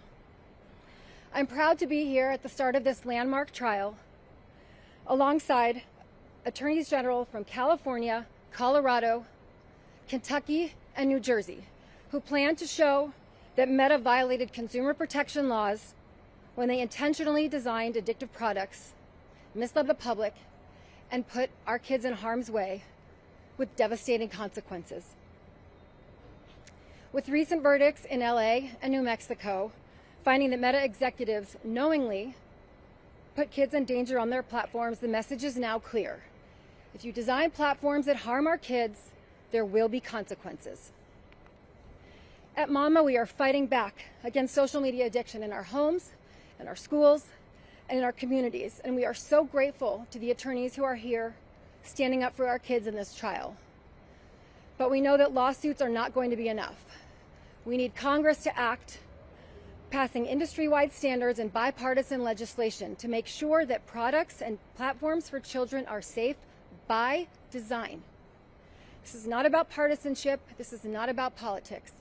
This is about finally saying enough is enough. I'm proud to be among the thousands of parents standing up to demand better for our kids. Together, we can demand that these companies be held accountable. Together, we can demand that our kids are no longer knowingly put in harm's way in favor of profits. No family should have to endure one more unspeakable loss because these companies continue to operate with impunity. I'm here today, and Mama is here today because it's time for a change.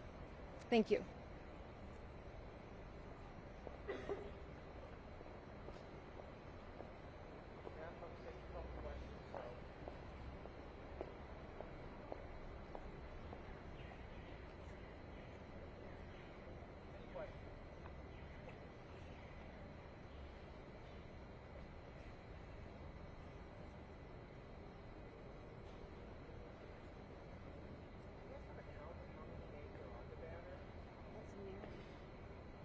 Mary, how many names are on the banner? Do you know? We added 39 last night. How many? 39 last night. Any math majors in the room? 598. 359. And as we said, this is just the tip of the iceberg of kids that have been killed or harmed. There's thousands and thousands of lawsuits taking place as we speak, and will be taking place in the next few years. So just to know, this is just a small microcosm, unfortunately, of what we're facing in this country.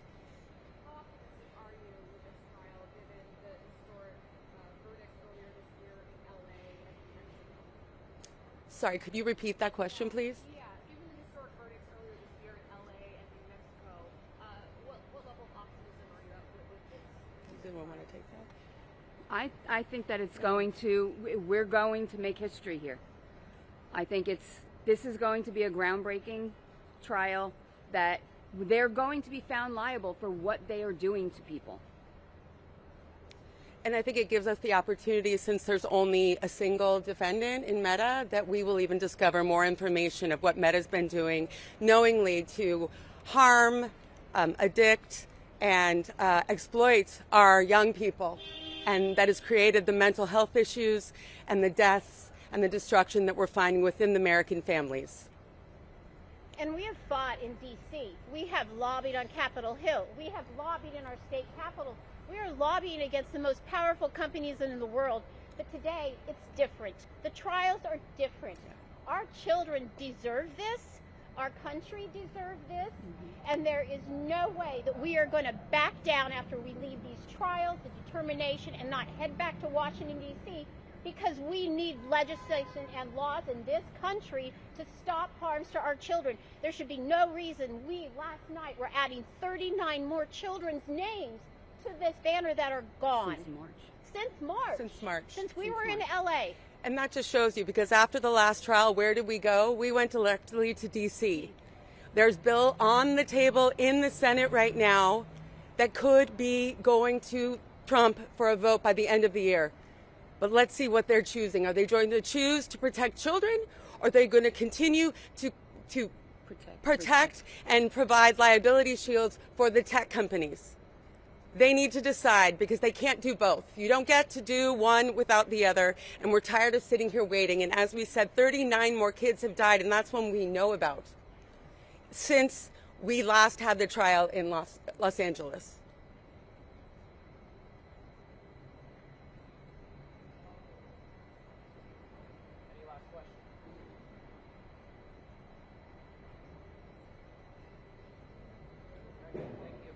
Thank you. Thank you for being here. Thank you. Thank you very much for covering this.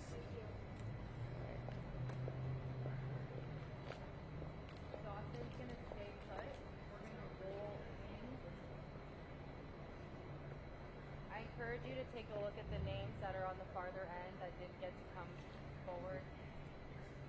And then we can begin rolling.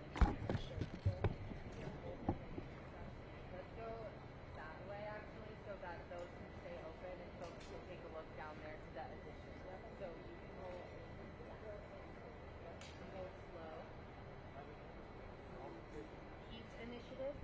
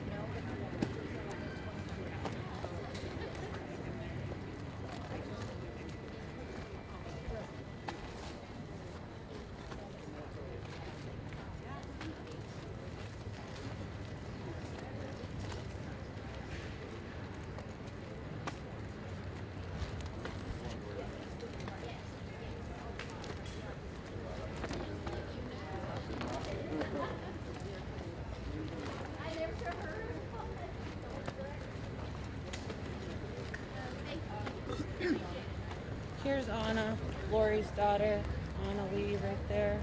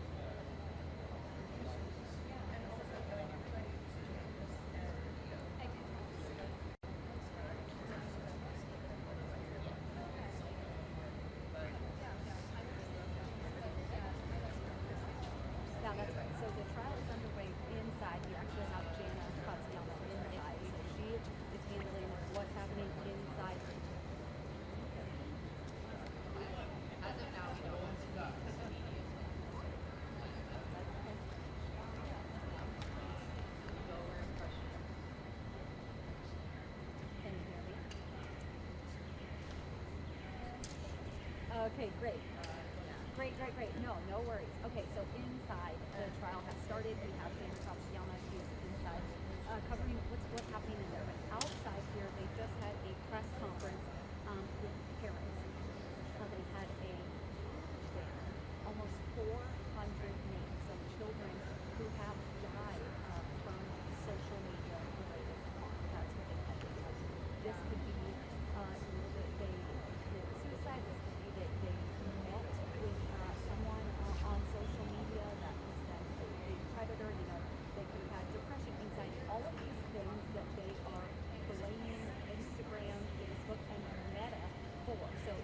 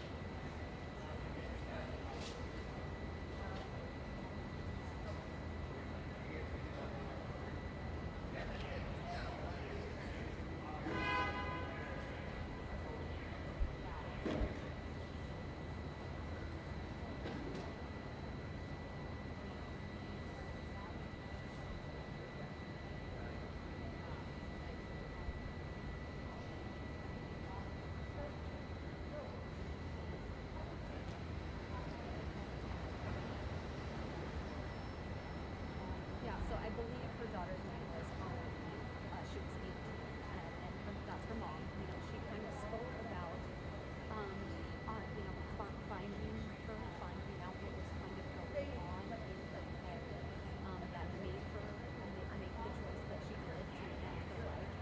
She talked about her journal entries, which I thought was really interesting because I kind of got a sense of what she was seeing on social media that made her help with that choice. So she talked a lot about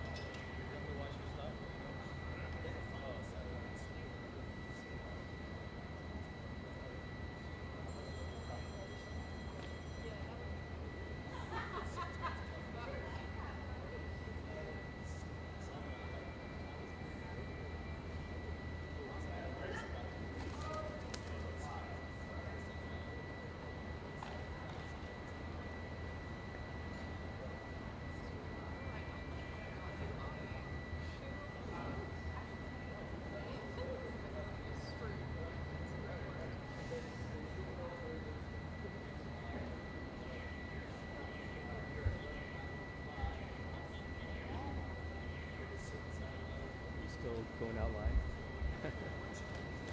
I think I just get to show up at the next location. A bunch of them.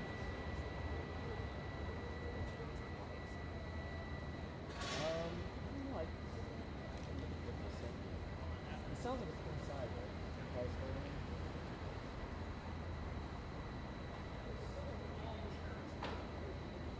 I have been there.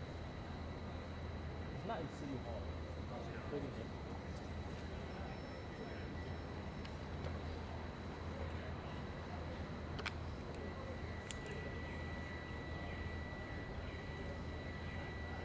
Are you back tomorrow? Yeah. Just hope they can tell us like when something. Waiting around, thinking we might be.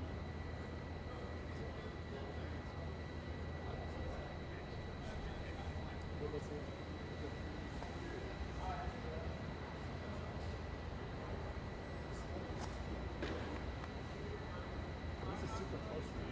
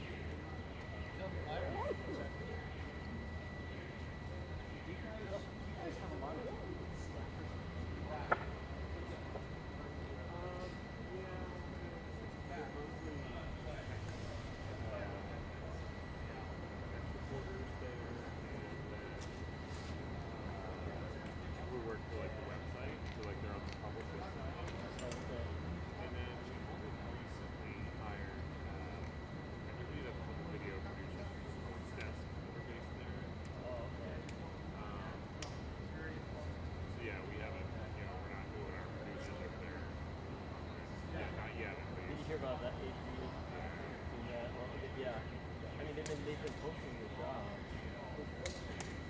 Hello. Good, how are you?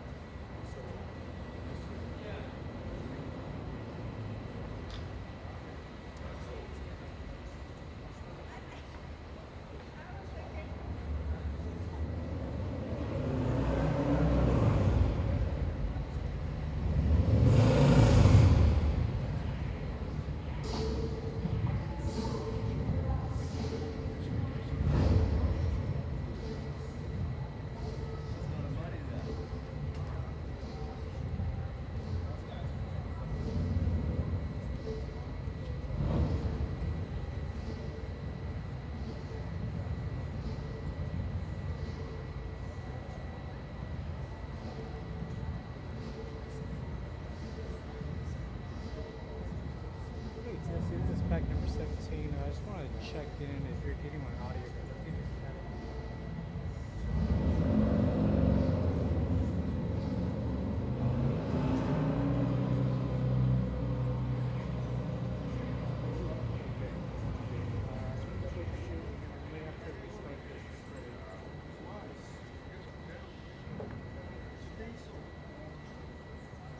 Okay, gotcha.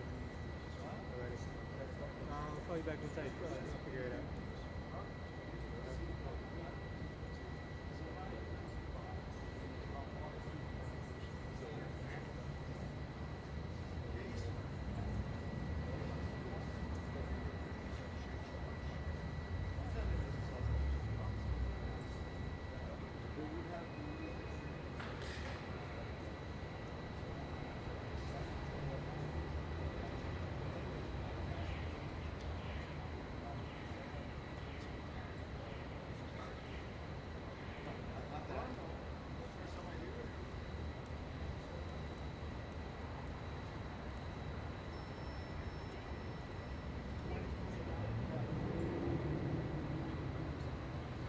This is back in 2017. I just restarted the. Okay. Okay, cool. Sounds good. Alright, thank you. Okay. Go back down. State agency. It passed it yesterday.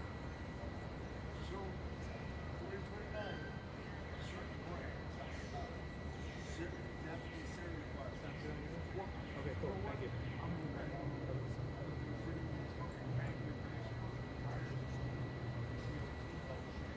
Oh no, they don't need DOT. They can sell it. They can sell it. Every tire they can requirements, you know? Yeah, all the tires that you see at the tire shops. Alice Road.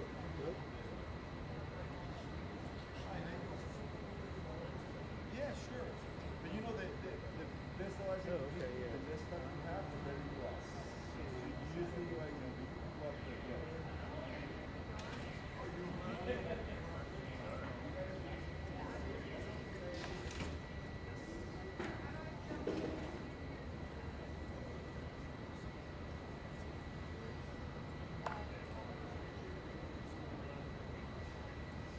Let me see if I can figure out how to ask for it.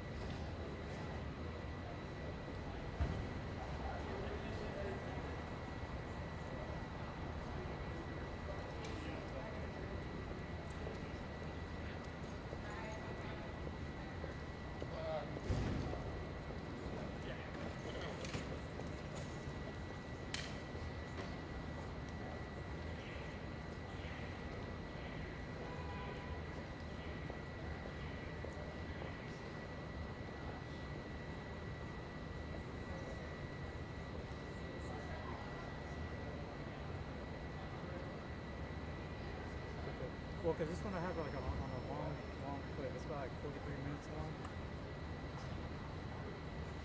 Yeah, it's the same clip. Let me try to.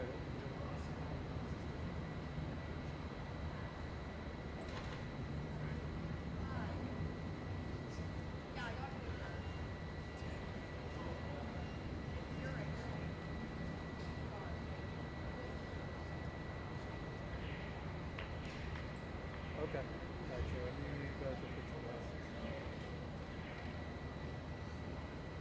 Okay.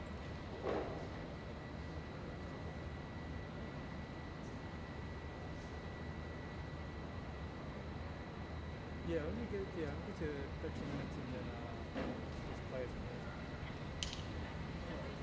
that one is brand new. I never did that. I haven't tried that one. And there's one.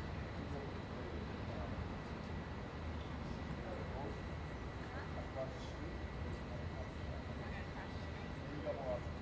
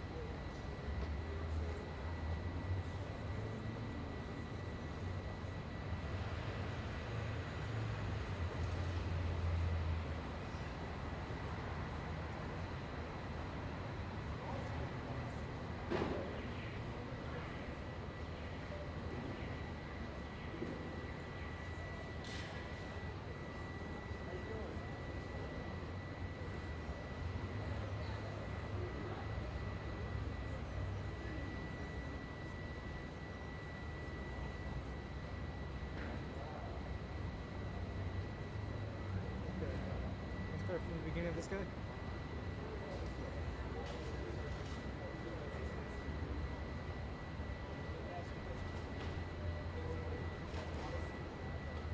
Okay. Should I start from the beginning of this section? Okay, gotcha.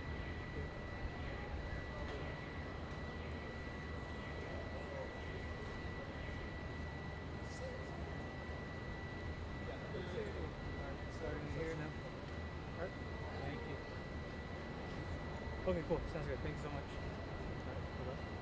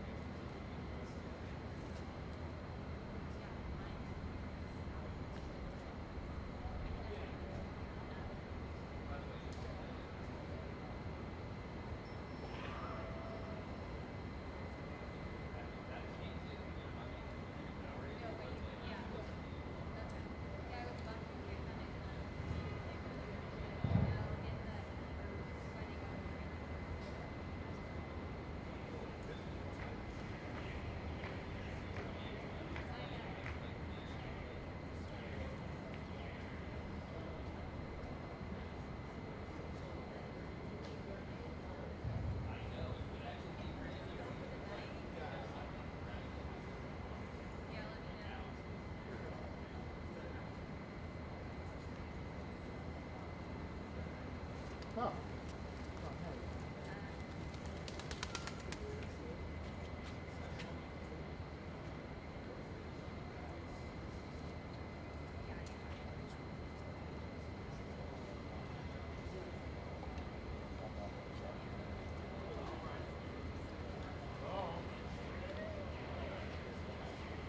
no.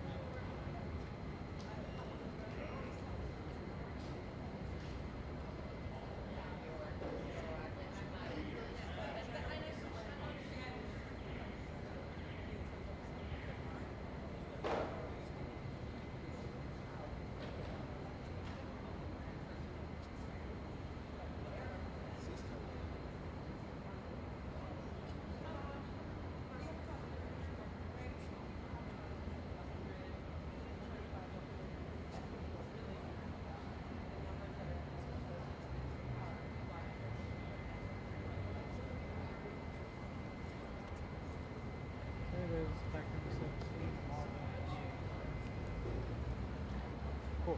Thank you.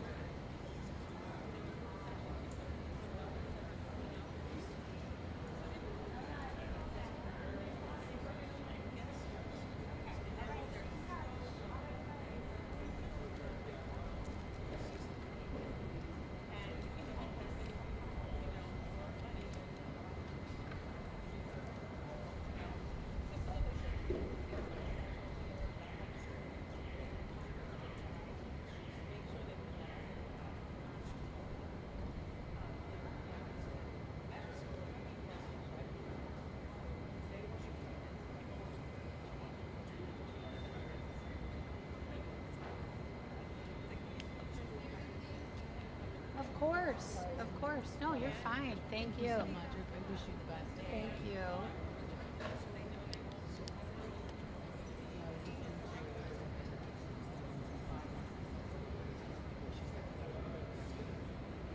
We came up with that last night in our brilliant thing.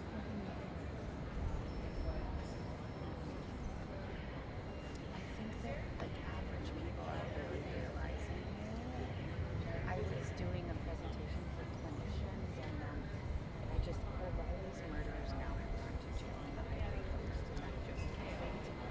And I haven't changed my slideshow and I'm looking up at my picture and I wonder if I now that the case is closed I could put in the real pictures that were from Riley's phone have been like, you know, inside the case file.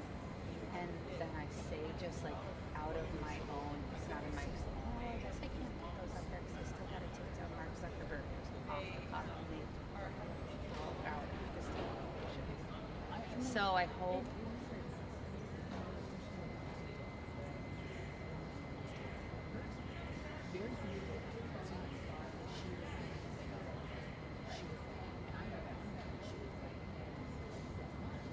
And this was just like her bed. She was like, you know, it's very traumatic. She's like, I don't want to stay with this guy. She was just went on with it for 6 months. She had and eventually, like, they took me outside. She's like, they would be alone. She's like, it's like about to say, she's like, there's no Yep. Yep. Exactly. It's so scary. I work with the National Center for Missing and Exploited Children too, and they just had to tell the 7-year-old they found his 11-year-old images as an 11-year-old. I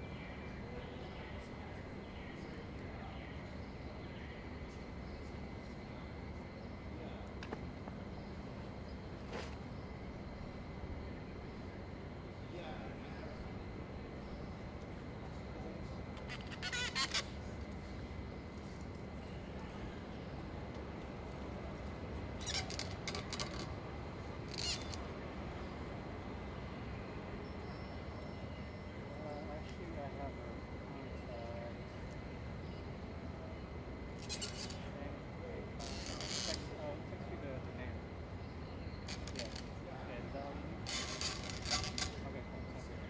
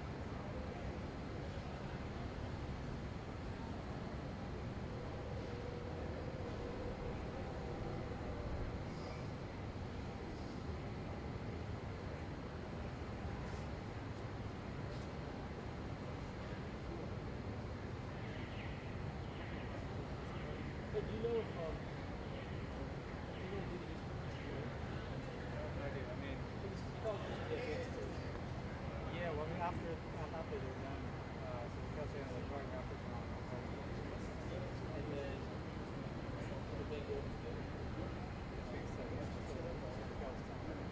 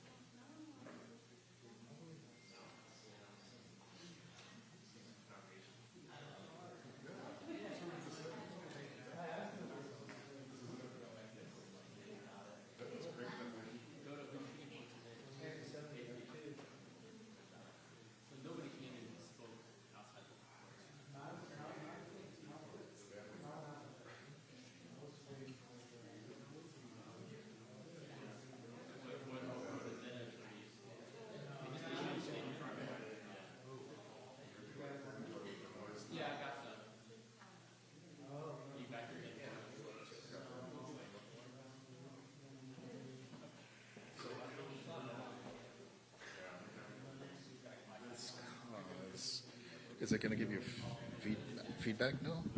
Okay. All right, then if you, yeah. That'll work. Yeah.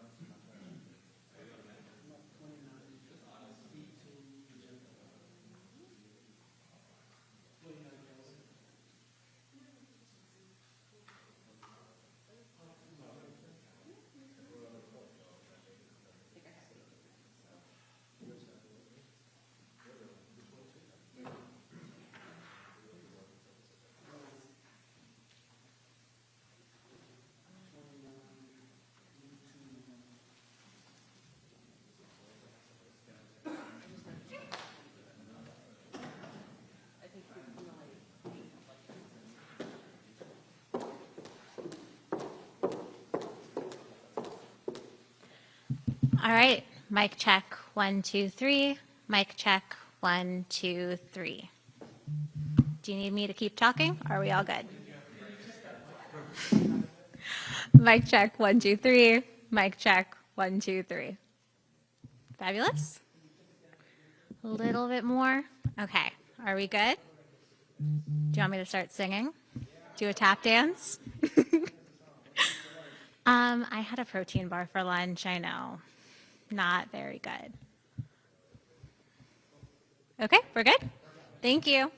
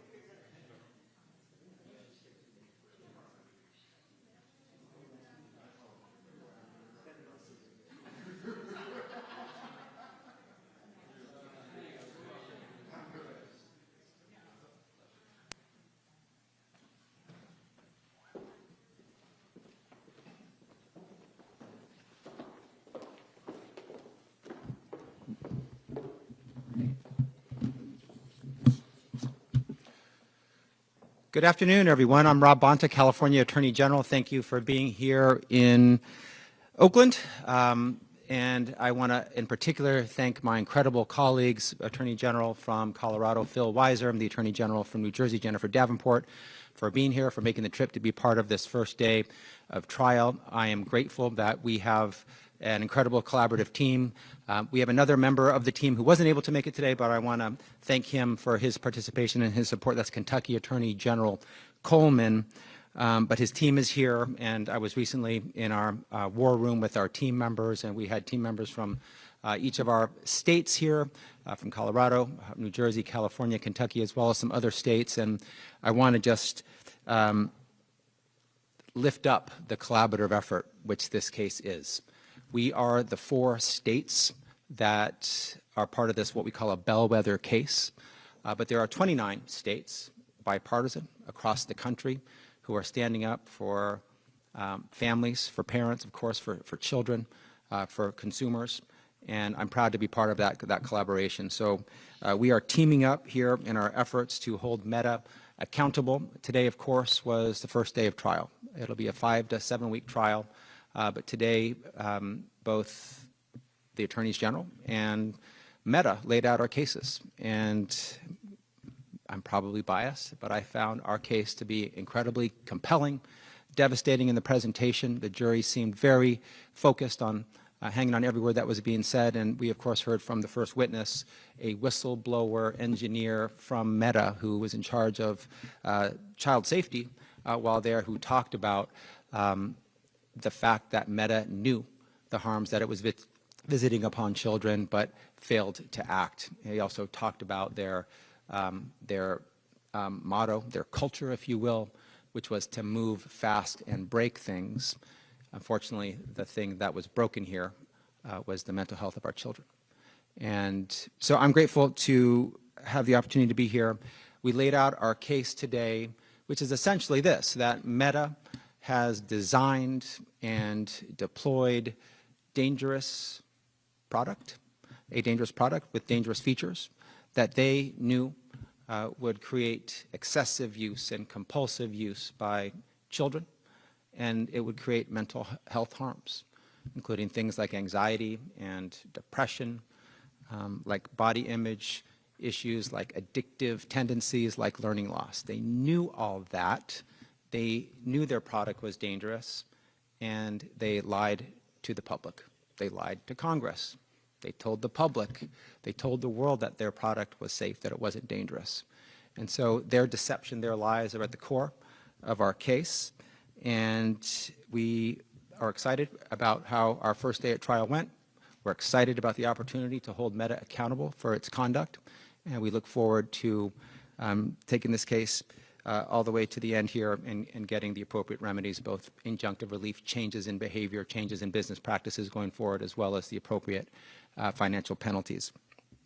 A couple things I want to highlight. Between our investigation and our and disclosures from former insiders, whistleblowers, folks who used to work at Meta, we have proof that Meta knows that Instagram is harmful to a significant percentage of teenagers, especially teen girls. Meta knows that. Meta knows that more than 13% of teen girls on Instagram say the platform makes thoughts of suicide and self-injury worse. Meta knows that. They know that 17% say it makes eating issues worse. And 32% say it makes body images worse. Meta knows that. Meta knows that certain key features can push users into harmful content. Meta knows that the like button leads teens to compulsively engage with the platform. Meta knew all of that and more and decided to do more of it, to dig in deeper, to double down on that conduct, on those practices. Mark Zuckerberg, founder, chairman, CEO of Meta, personally axed Meta's proposed policy to ban image filters that simulated the effects of plastic surgery, despite internal pushback, from his own team. His own employees were telling him he shouldn't do this. And an expert consensus that such filters harm users' mental health, especially women and girls. Mr. Zuckerberg himself chose profits over the safety of children. He was presented with a choice where his own staff was telling him, this will hurt kids if you do it. We think you shouldn't do it. And he overruled them and said, do it, knowingly harming kids, and then later telling the world that their product was safe. The company had internal discussions about the negative impacts of the like button, but they decided to keep it anyway. Again, they chose profits over the safety of children. At the same time, the company affirmatively misled teens, it misled their parents and the public about the safety of its platforms for young users, and concealed the ways in which Instagram and Facebook exploit and manipulate its most vulnerable consumers, teenagers, and children. Zuckerberg testified to Congress that Meta doesn't design its products to be addictive, that Instagram does not harm children. Instagram president Adam Mosseri testified to Congress that Instagram is not addictive. These and other statements by the companies were picked up in the media. They were relied on by teens, but relied on by their parents, and relied on by the community at large. Our investigation even found instances where the company acknowledged internally that it had misled the public. I'm glad that they acknowledged that fact, that they misled the public. Meta's conduct is deceptive, it is dangerous, and as we make clear in our lawsuit, and as is most important in a court of law, it is illegal. The company had a legal, not to mention a moral, obligation to consider the safety of young users when designing their products. The data is clear. More time on social media tends to be correlated with depression and anxiety, body image issues, susceptibility to addiction, and interference with daily life, including learning. If you're a parent, like I am, or a guardian, a teacher, a healthcare provider, sadly, you have likely seen some of this play out in your own life, in real life. Parents and caregivers protect children from so many daily dangers, as we should, making sure our children wear a seatbelt, keeping a close eye on kids around water. If you have a baby, cutting food like a blueberry down into a small enough piece so it doesn't choke the baby. But we cannot adequately protect our children from the harms of Instagram and Facebook when the company, one of the largest, richest, most powerful companies on the face of the earth, lies to us and hides the truth and designs these platforms to drive compulsive use while lying to your face and telling you it's safe. Parents cannot do their job if they're being lied to. Teens, parents, the community, the public deserve the truth. You should not be lied to. You deserve better than that. As Attorney General of the greatest state in the nation, sorry to my colleagues, they can and they should say the same thing about their states. But the state where Meta has made its home and has done very, very well for itself. I'm proud to co-lead this national fight to demand accountability and to demand justice. This is about our children, the next generation, our kids. They deserve to be safe. And Meta has acted unlawfully here. We are here to hold them accountable. We look forward to continuing our trial and bringing our case forward. Before I turn it over to my colleagues to make a few remarks, I want to thank the individuals on my team who have given so much of their time, their energy, their passion, their talent, their skills to bring this case to court today. Watching our team present the case, talking to them in the war room, I couldn't be more proud to be their colleague, to be on their team, to be part of their team fighting for the safety of our kids and our children. They don't do it for the limelight, so I'm about to embarrass them, but I want to thank them, and they deserve this recognition, so I want to say some of their names. Megan O'Neill, who delivered an incredible opening statement. Josh Oleszewski, Jubileer, Neha Arora, Casey Reed, Sam Beckett, Pauline Ryan, Jordy Hefcart, David Beglin, Jake Fernandez, Robbie Matson, Michelle Koseng, Emily Kalanithi, Barney Eskandari, Tina Charanpong, and Nick Akers. An incredible team doing incredible work, each and every one of them, to the person, true and great public servants. With that, I am happy to turn it over to my incredible colleague from Colorado, Attorney General Phil Weiser. Thank you, AG Bonta. Thank all of you for being here. In the courtroom today, I saw a friend of mine, Lori Schott. Lori Schott is in a club that none of us would want to belong, and she was there with some others in that same club. Parents who've lost kids who've died by suicide after sustained exposure and engagement on social media platforms.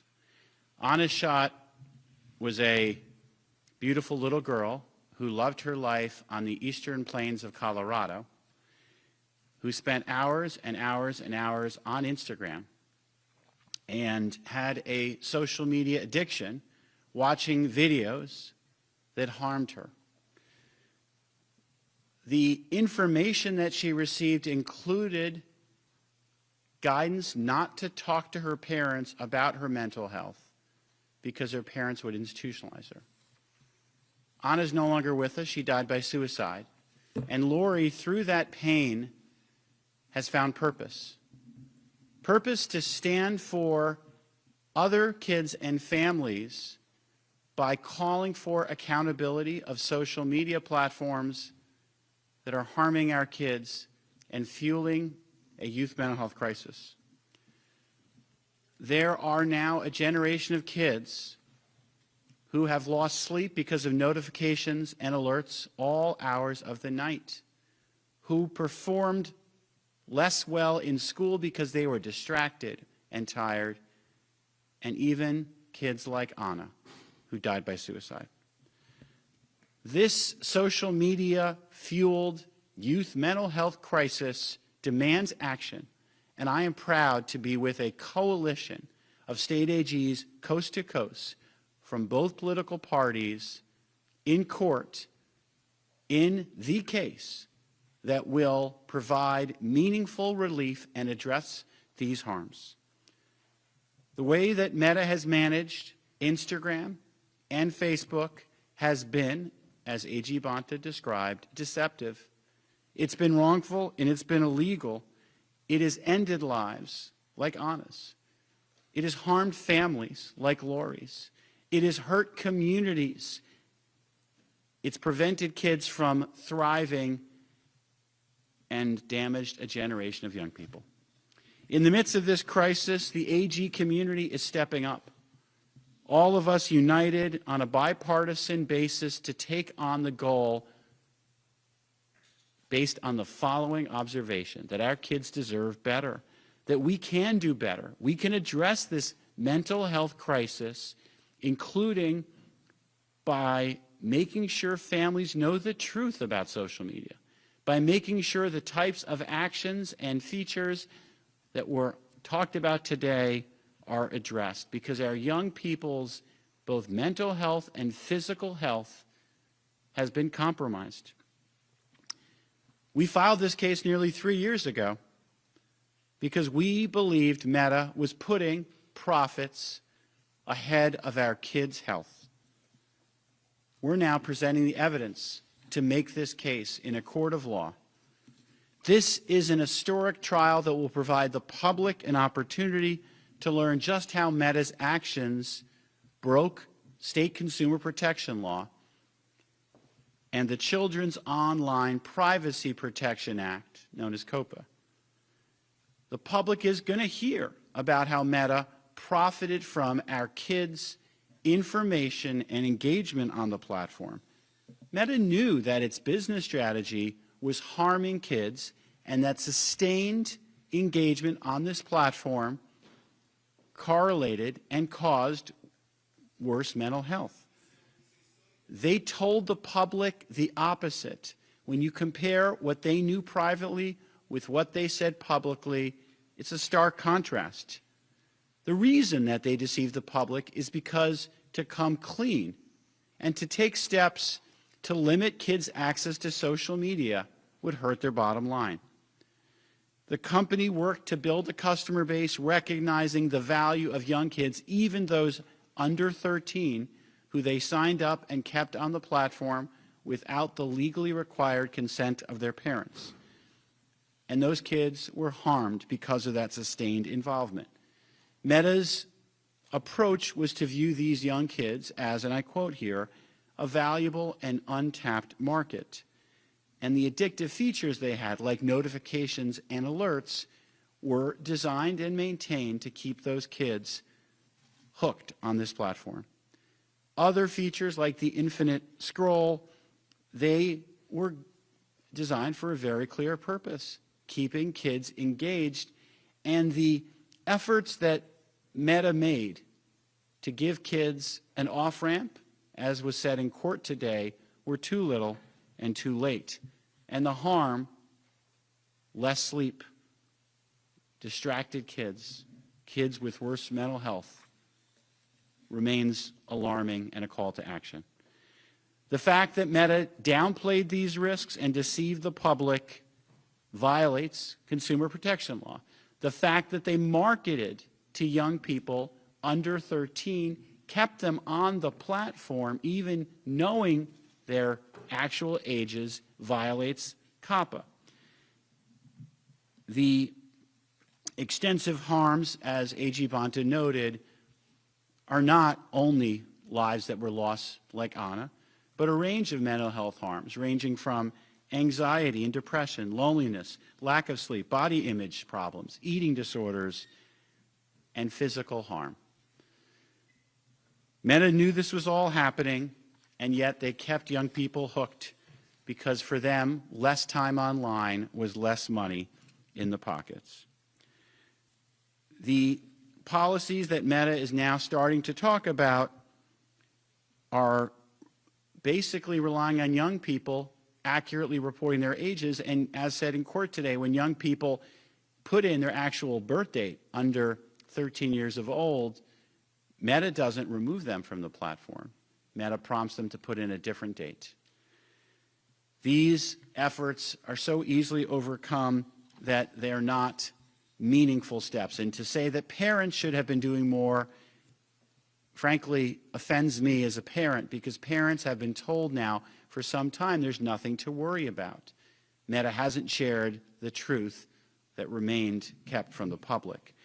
There were several efforts to keep this case from a courtroom, starting in 2025 when Meta sought to dismiss this case, and the court has allowed these claims to proceed. There was then an effort to go to the Court of Appeals, and the Ninth Circuit refused to stay the trial, and that brings us here today. Today, we are asking the court to hold Meta accountable, to stop its unlawful practices, and to require the company to follow laws that protect kids and consumers and the public health. Just like a generation ago with big tobacco, Meta, like other social media platforms, has engaged in behavior to maximize its profits while harming the public health. With this trial, we're sending an important message.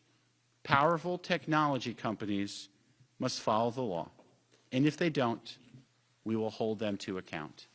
I join the thanks and appreciation of AG Bonta of the incredible team that's worked on this case, including a number of lawyers from Colorado who are out here and will be here for the weeks ahead to put on a very complicated case. It's worth noting that the states are not hiring an outside law firm, but it's our lawyers up against some of the highest price legal talent that money can buy, because we believe in our team, because we believe in our case, and we know that we're better together. I now introduce another fabulous part of this team, my colleague and friend, New Jersey Attorney General Jen Davenport. Thank you, General Weiser. As is said, today a landmark trial began, and we're one step closer towards shutting the door on an era in which big tech's engineering schemes harm our kids without consequences. Today, as you've heard, my colleagues and I stood in court representing a bipartisan group of state attorneys general, describing to a judge and a jury the tragic effects of how these online platforms work and how they're designed. And as the mother of two daughters, 12 and 14, I felt sick.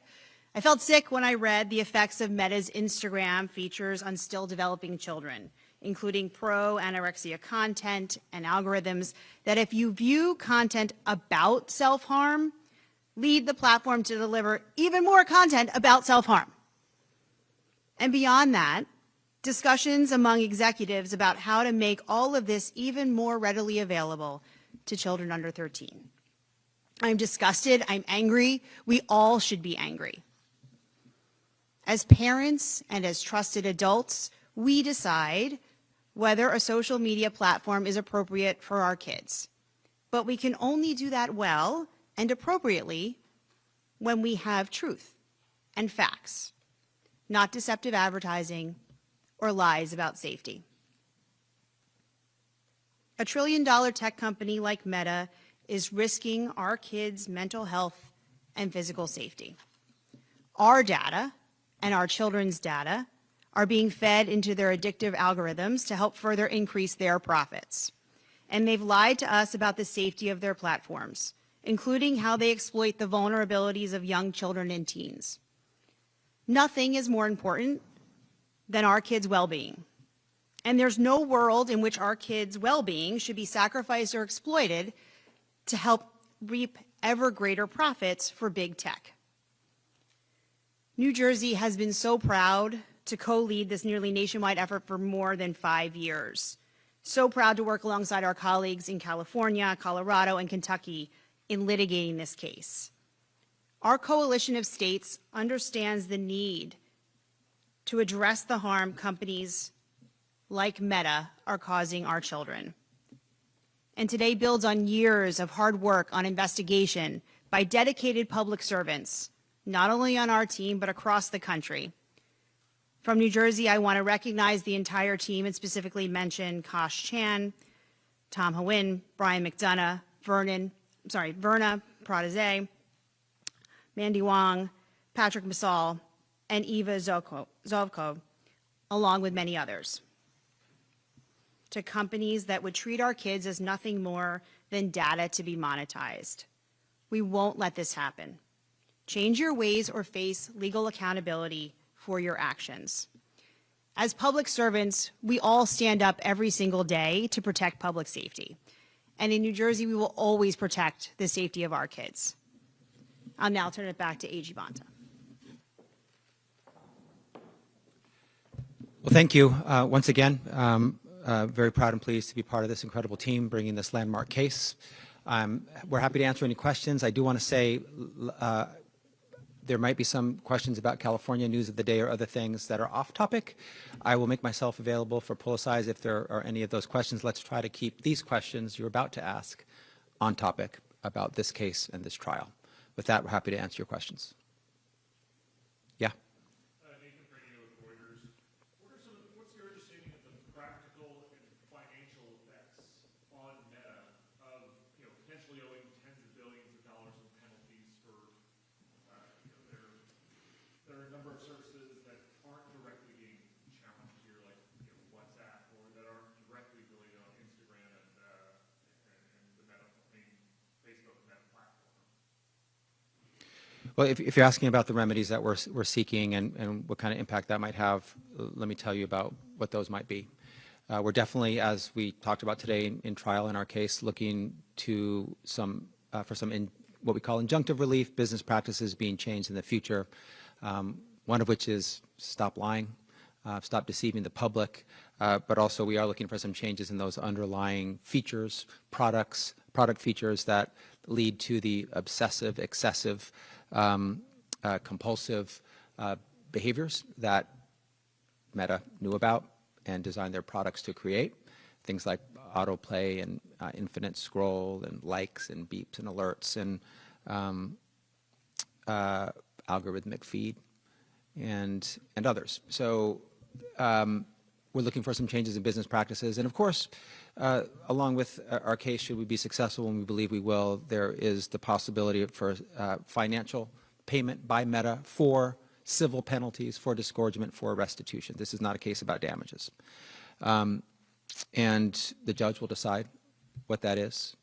And we leave it to the judge in her best discretion to determine an appropriate financial penalty, disgorgement, and restitution. Anything to add? I would just add that it's really important as part of accountability to have meaningful and effective remedies, and in this case, that includes serious civil penalties as well.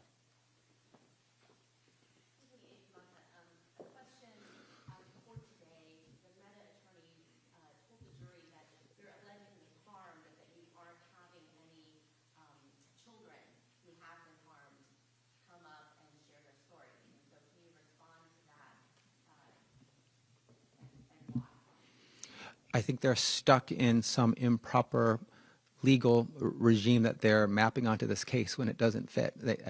They seem to be tort attorneys thinking this is a tort case. This is a case about deception at its core, lying.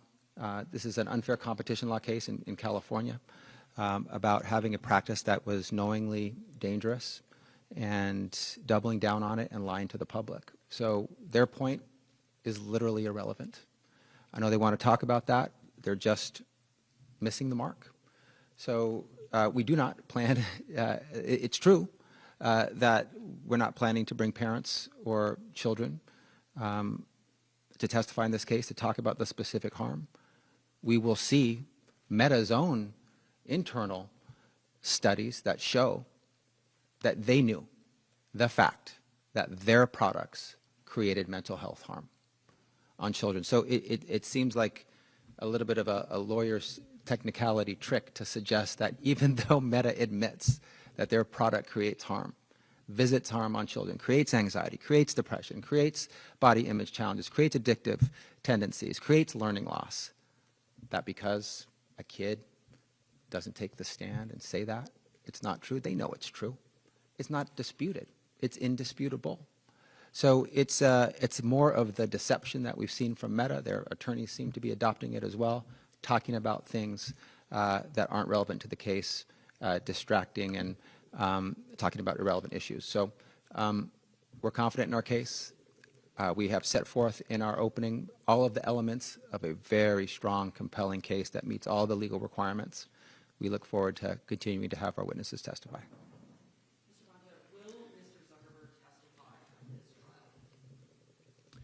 Unknown at this point. Of course, he's testified in other trials. I think he testified in Los Angeles in that trial that Meta lost. I think he testified in New Mexico in that trial that Meta lost. I'm not sure if he testified in Tennessee. Meta has not lost that trial yet, but I think they will. So unknown. We have all sorts of evidence, witnesses, including whistleblowers, former employees, studies from Meta, experts, and others that can make a very compelling case. Whether Mr. Zuckerberg is part of those who testify as a witness in this case is still TBD. Would you like to see him on the stand?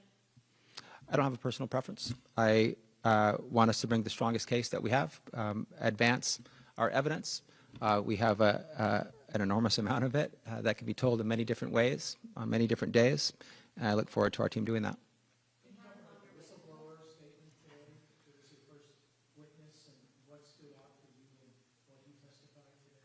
Mr. Behar, yes, I think he stood out in many ways. He'll be our first witness tomorrow as well. He's not done with his testimony, but I thought he covered a lot of bases in his testimony. One, he's a whistleblower. He worked for Meta at the highest levels. He met with Mr. Zuckerberg over 100 times in his own testimony. He has a very compelling story. Someone who grew up in Mexico, taught himself how to code, got this incredible scholarship and opportunity to go study and contribute to the innovative economy. And he, as a recipient witness, had a lot of experience as to the approaches that Meta had, this idea that they should move fast and break things, meaning they're not doing all they can to keep kids safe. They're moving fast. They're not taking those steps. They're breaking things like the mental health of kids. I thought that was particularly compelling, very insightful. He also talked about his own experience as a parent and his own daughter, who I think was on Instagram or another social media platform, who was getting sexual content sent to her, sexual images, sexual overtures, and he struggled as a parent to know how to deal with that. And he also knew that those in charge, if she was looking at Instagram, and if I'm recalling that correctly, were not doing enough to protect his own daughter. He was linking the dots as both a victim and someone who had percipient knowledge of the lack of action that was being taken by Meta to keep his own daughter safe. So, as a non-retained expert, if you will, as a parent, as someone with inside knowledge about how Meta operated, or in terms of addressing the mental health harms to kids, not operating and not acting, I thought he was incredibly compelling, and it was a great way to start the case.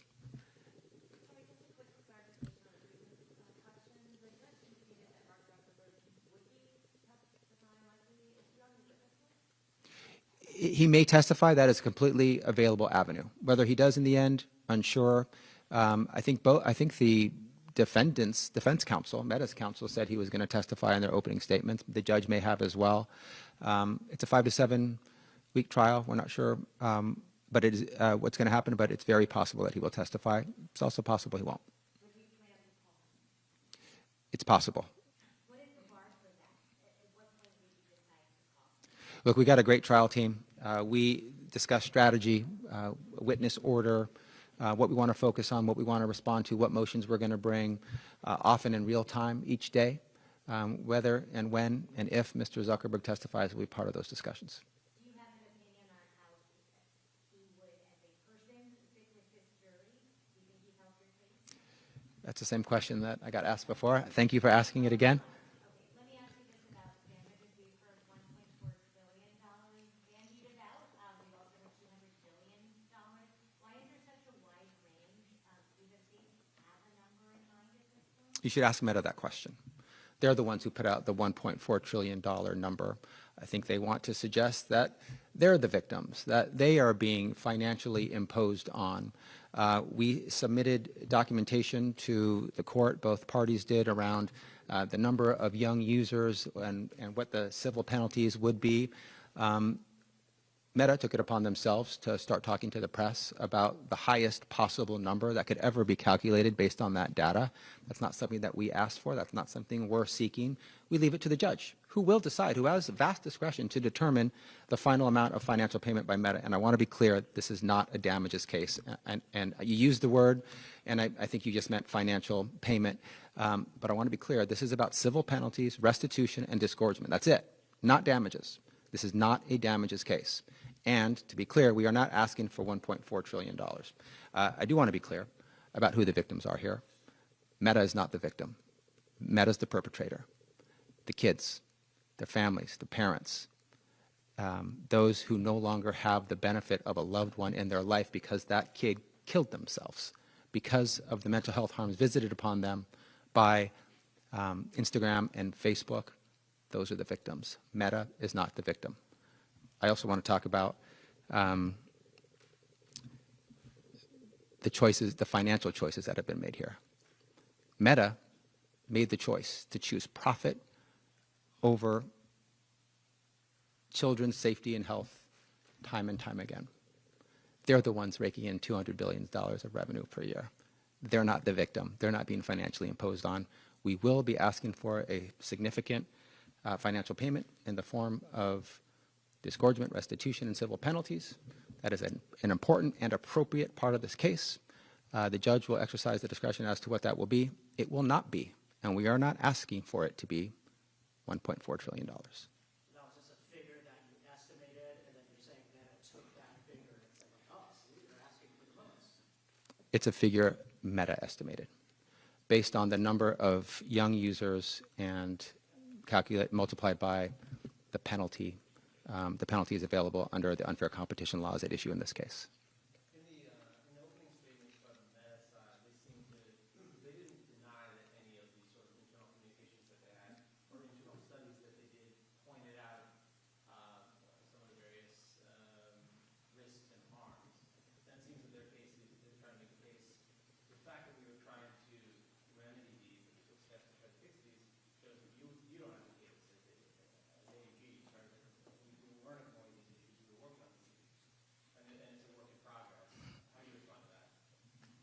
I think a work in progress is the best you can call these, what we've described, I think accurately, as tissue paper protocols or actions. This idea that, you know, you have some tool that they want to point to that they say is a work in progress that a kid with the swipe of a finger can bypass. I think that's all you really need to know about what they were saying. That's the, you know, they are framing it in the light most favorable to them, and the best they can say is that it's a work in progress. And you know, one of the first two things that they said was, you know, they said that teens have a problem managing their time. They were trying to lay this on the teens, and you know, don't mind the fact that they were literally studying young people's brains to see how they operate, knowing that they react to rewards and affirmation, designing their products to hook them because their brains work like that. And then they're saying, you know, sometimes kids just, they can't manage their time. Maybe they're on social media. That's your best argument. They also said that, you know, sometimes those younger than 13, they lie about their age. So Meta, one of the most sophisticated, most powerful, wealthiest businesses on the face of the earth, is getting outsmarted by 11 and 12-year-olds and can't figure out that they're on their platform and deplatform them. Why? They want them on their platform.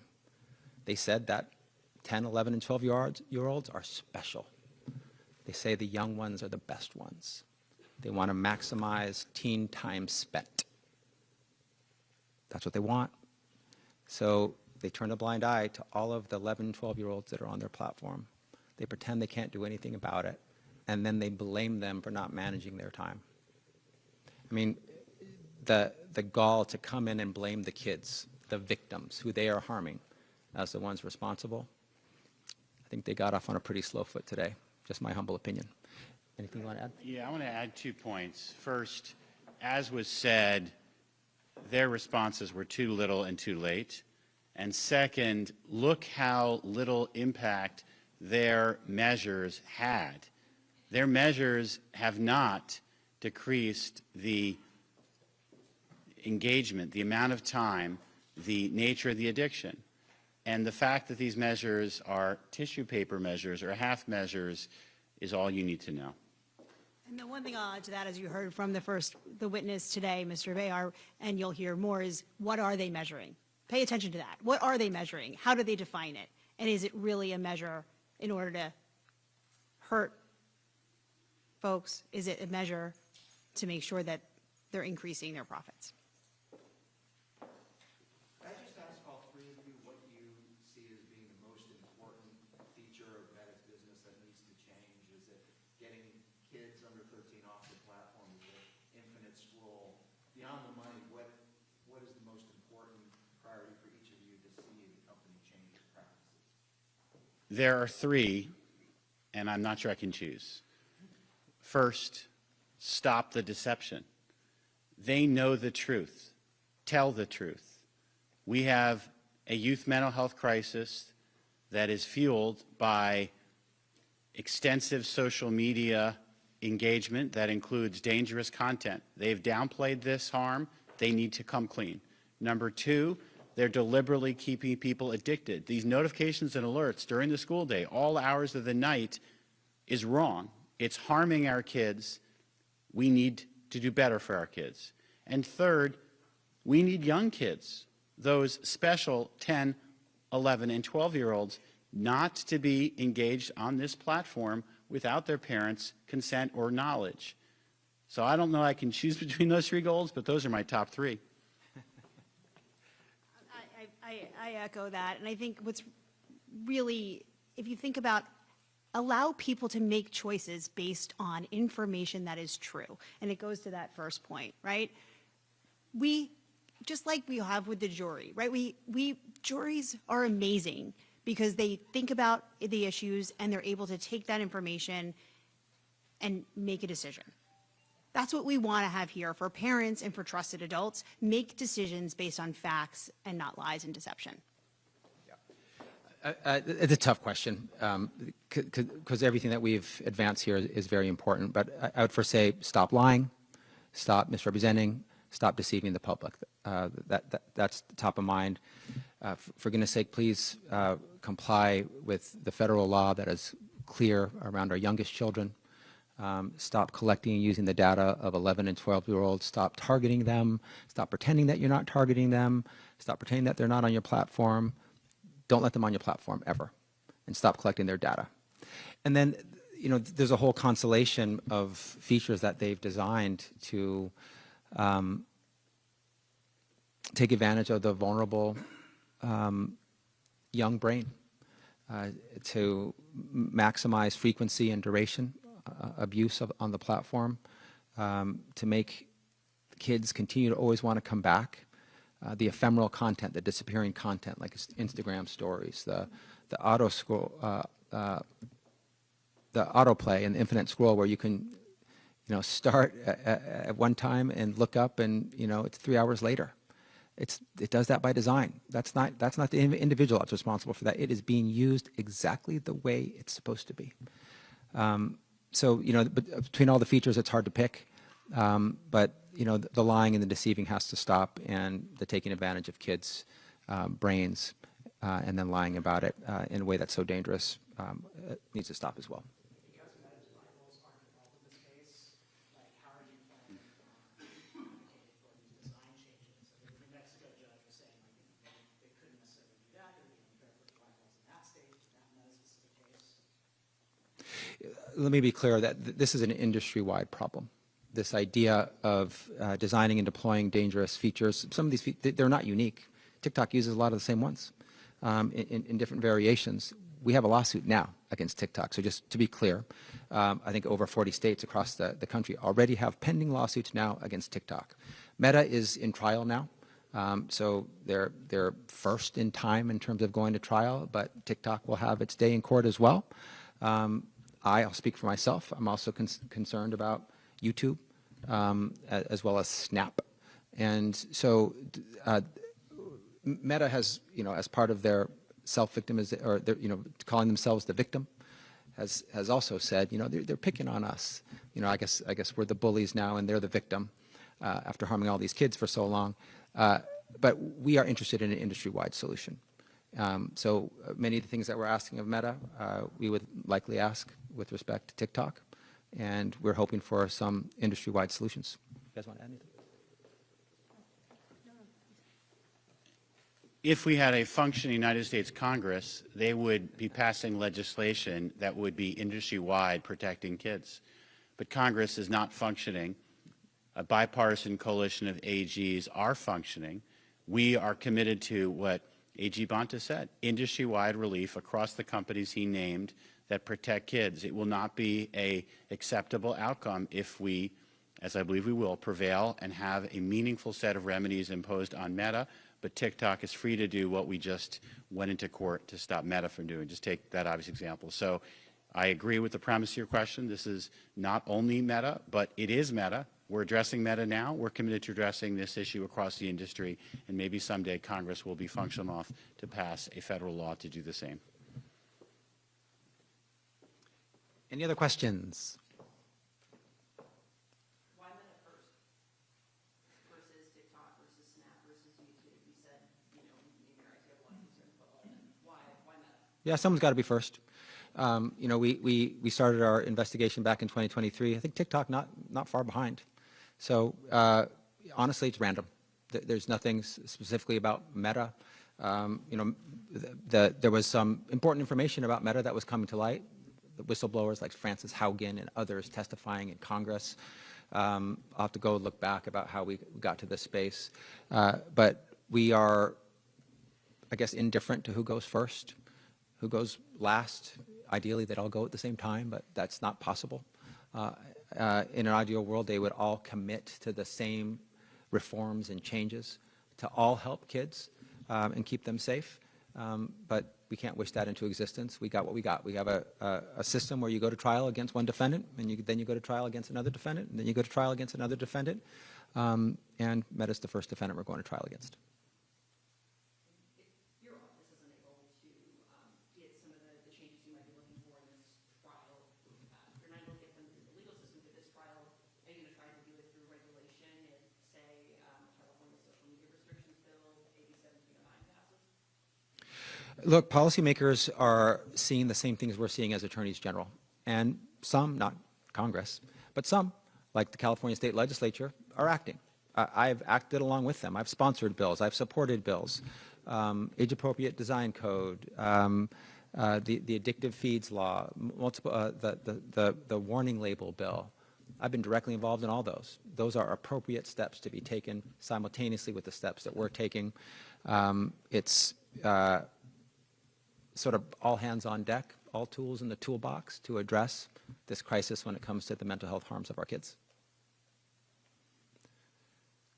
Is there any way to estimate, like, so this is the beginning of the trial, but it's the end of the investigation that goes back 5 years. Is there any way to estimate how many lawyers were involved from the 29 states and what sort of investment the states are making in terms of money and personnel time to make that happen? I think, yes, it's possible to estimate that. But I do not have that estimation for you. We'd have to dig deeper to find that out. I don't have it at the top of my head. Our team bills hours, monitors the work that we do. We're proud of how hard we work, how smart we work. And I can't speak for the other states, though, so we would have to do an exercise to collect that data for you, should that be something that we would want to share and can share.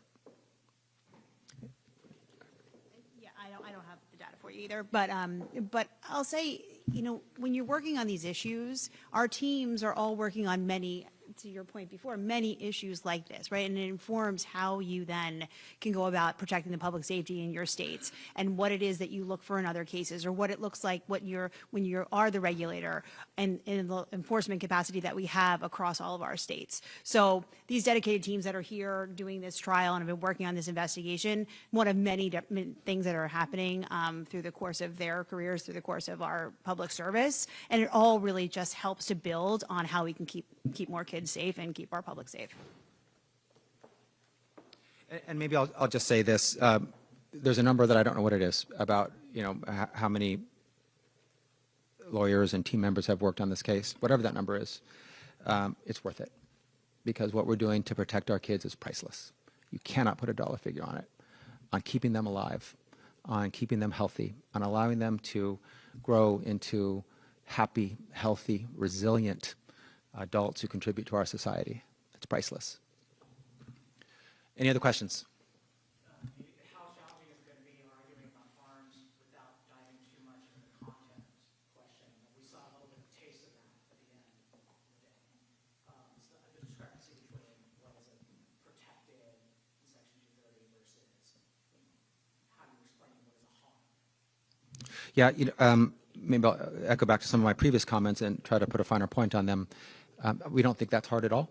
We're able to make our case through the, a lot of our case is going to be made from the own words of Meta employees, the own studies of Meta itself. We're just going to show you what they said and what they knew and what their studies revealed. And at its core, our case is a deception case, that they knew about the dangers to kids and they lied about it. And so again, we'll use the words of Meta employees as they spoke publicly, spoke outwardly, spoke to Congress and spoke to others, how they were saying something very different from what they were saying internally and what their own studies said. That side by sides, like one of them today that was put up, showing what they said about how often kids are bullied or experience violent content or other type of content when they're online. It was very different from what their own studies showed. So we have more of those to share throughout the course of trial. And I really think that what the defense counsel, they're grasping at straws. I think it's distraction and deflection. They're trying to suggest things that they think are aha moments, and they're just not. Our case is pretty clean, pretty simple, pretty straightforward. They designed and deployed a dangerous product. They knew it was dangerous. They doubled down on it, and they lied to the public. Period, full stop. That's our case. Anything else? The defense mentioned that the industry has a problem in itself restricting teenagers, specifically minor than 18 years old. And they say that sharing responsibility with the app stores, App Store or Google Play Store. Is there any objective to make them accountable as well? We're focused on Meta in this case. We're not focused on app stores. So I think that's another distraction, a deflection. It's, don't look at us, even though when a kid tells us they're less than 13, we don't even allow them to complete submitted that submission to us. Don't mind the fact that we know that there are young folks on our platform, and we're happy to have them because they're special, because they give us more teen time spent. Go look at the app stores. We're not worried about the app stores. Meta is accountable for Meta. What it knew, what it didn't do, knowing that, and how it lied to the public. So we're focused on Meta, not app stores. What do you think about the comparisons between big tobacco and settlement in the late 90s with what is happening in the There's several parallels. First, they're both bipartisan state AG investigations. Second, they both are happening in a context where Congress failed to act. And third, they both involve public health and, in some cases, marketing to kids that hurt kids' health. Think all the efforts around Joe Camel back then that were harming kids' health. Here, we know that kids are being marketed to specially, and it's hurting their health. So there are a number of similarities. There are obviously differences as well, but I do think the way the state AGs as a bipartisan coalition are filling a breach that has been left by Congress to protect our kids is a through line in both cases.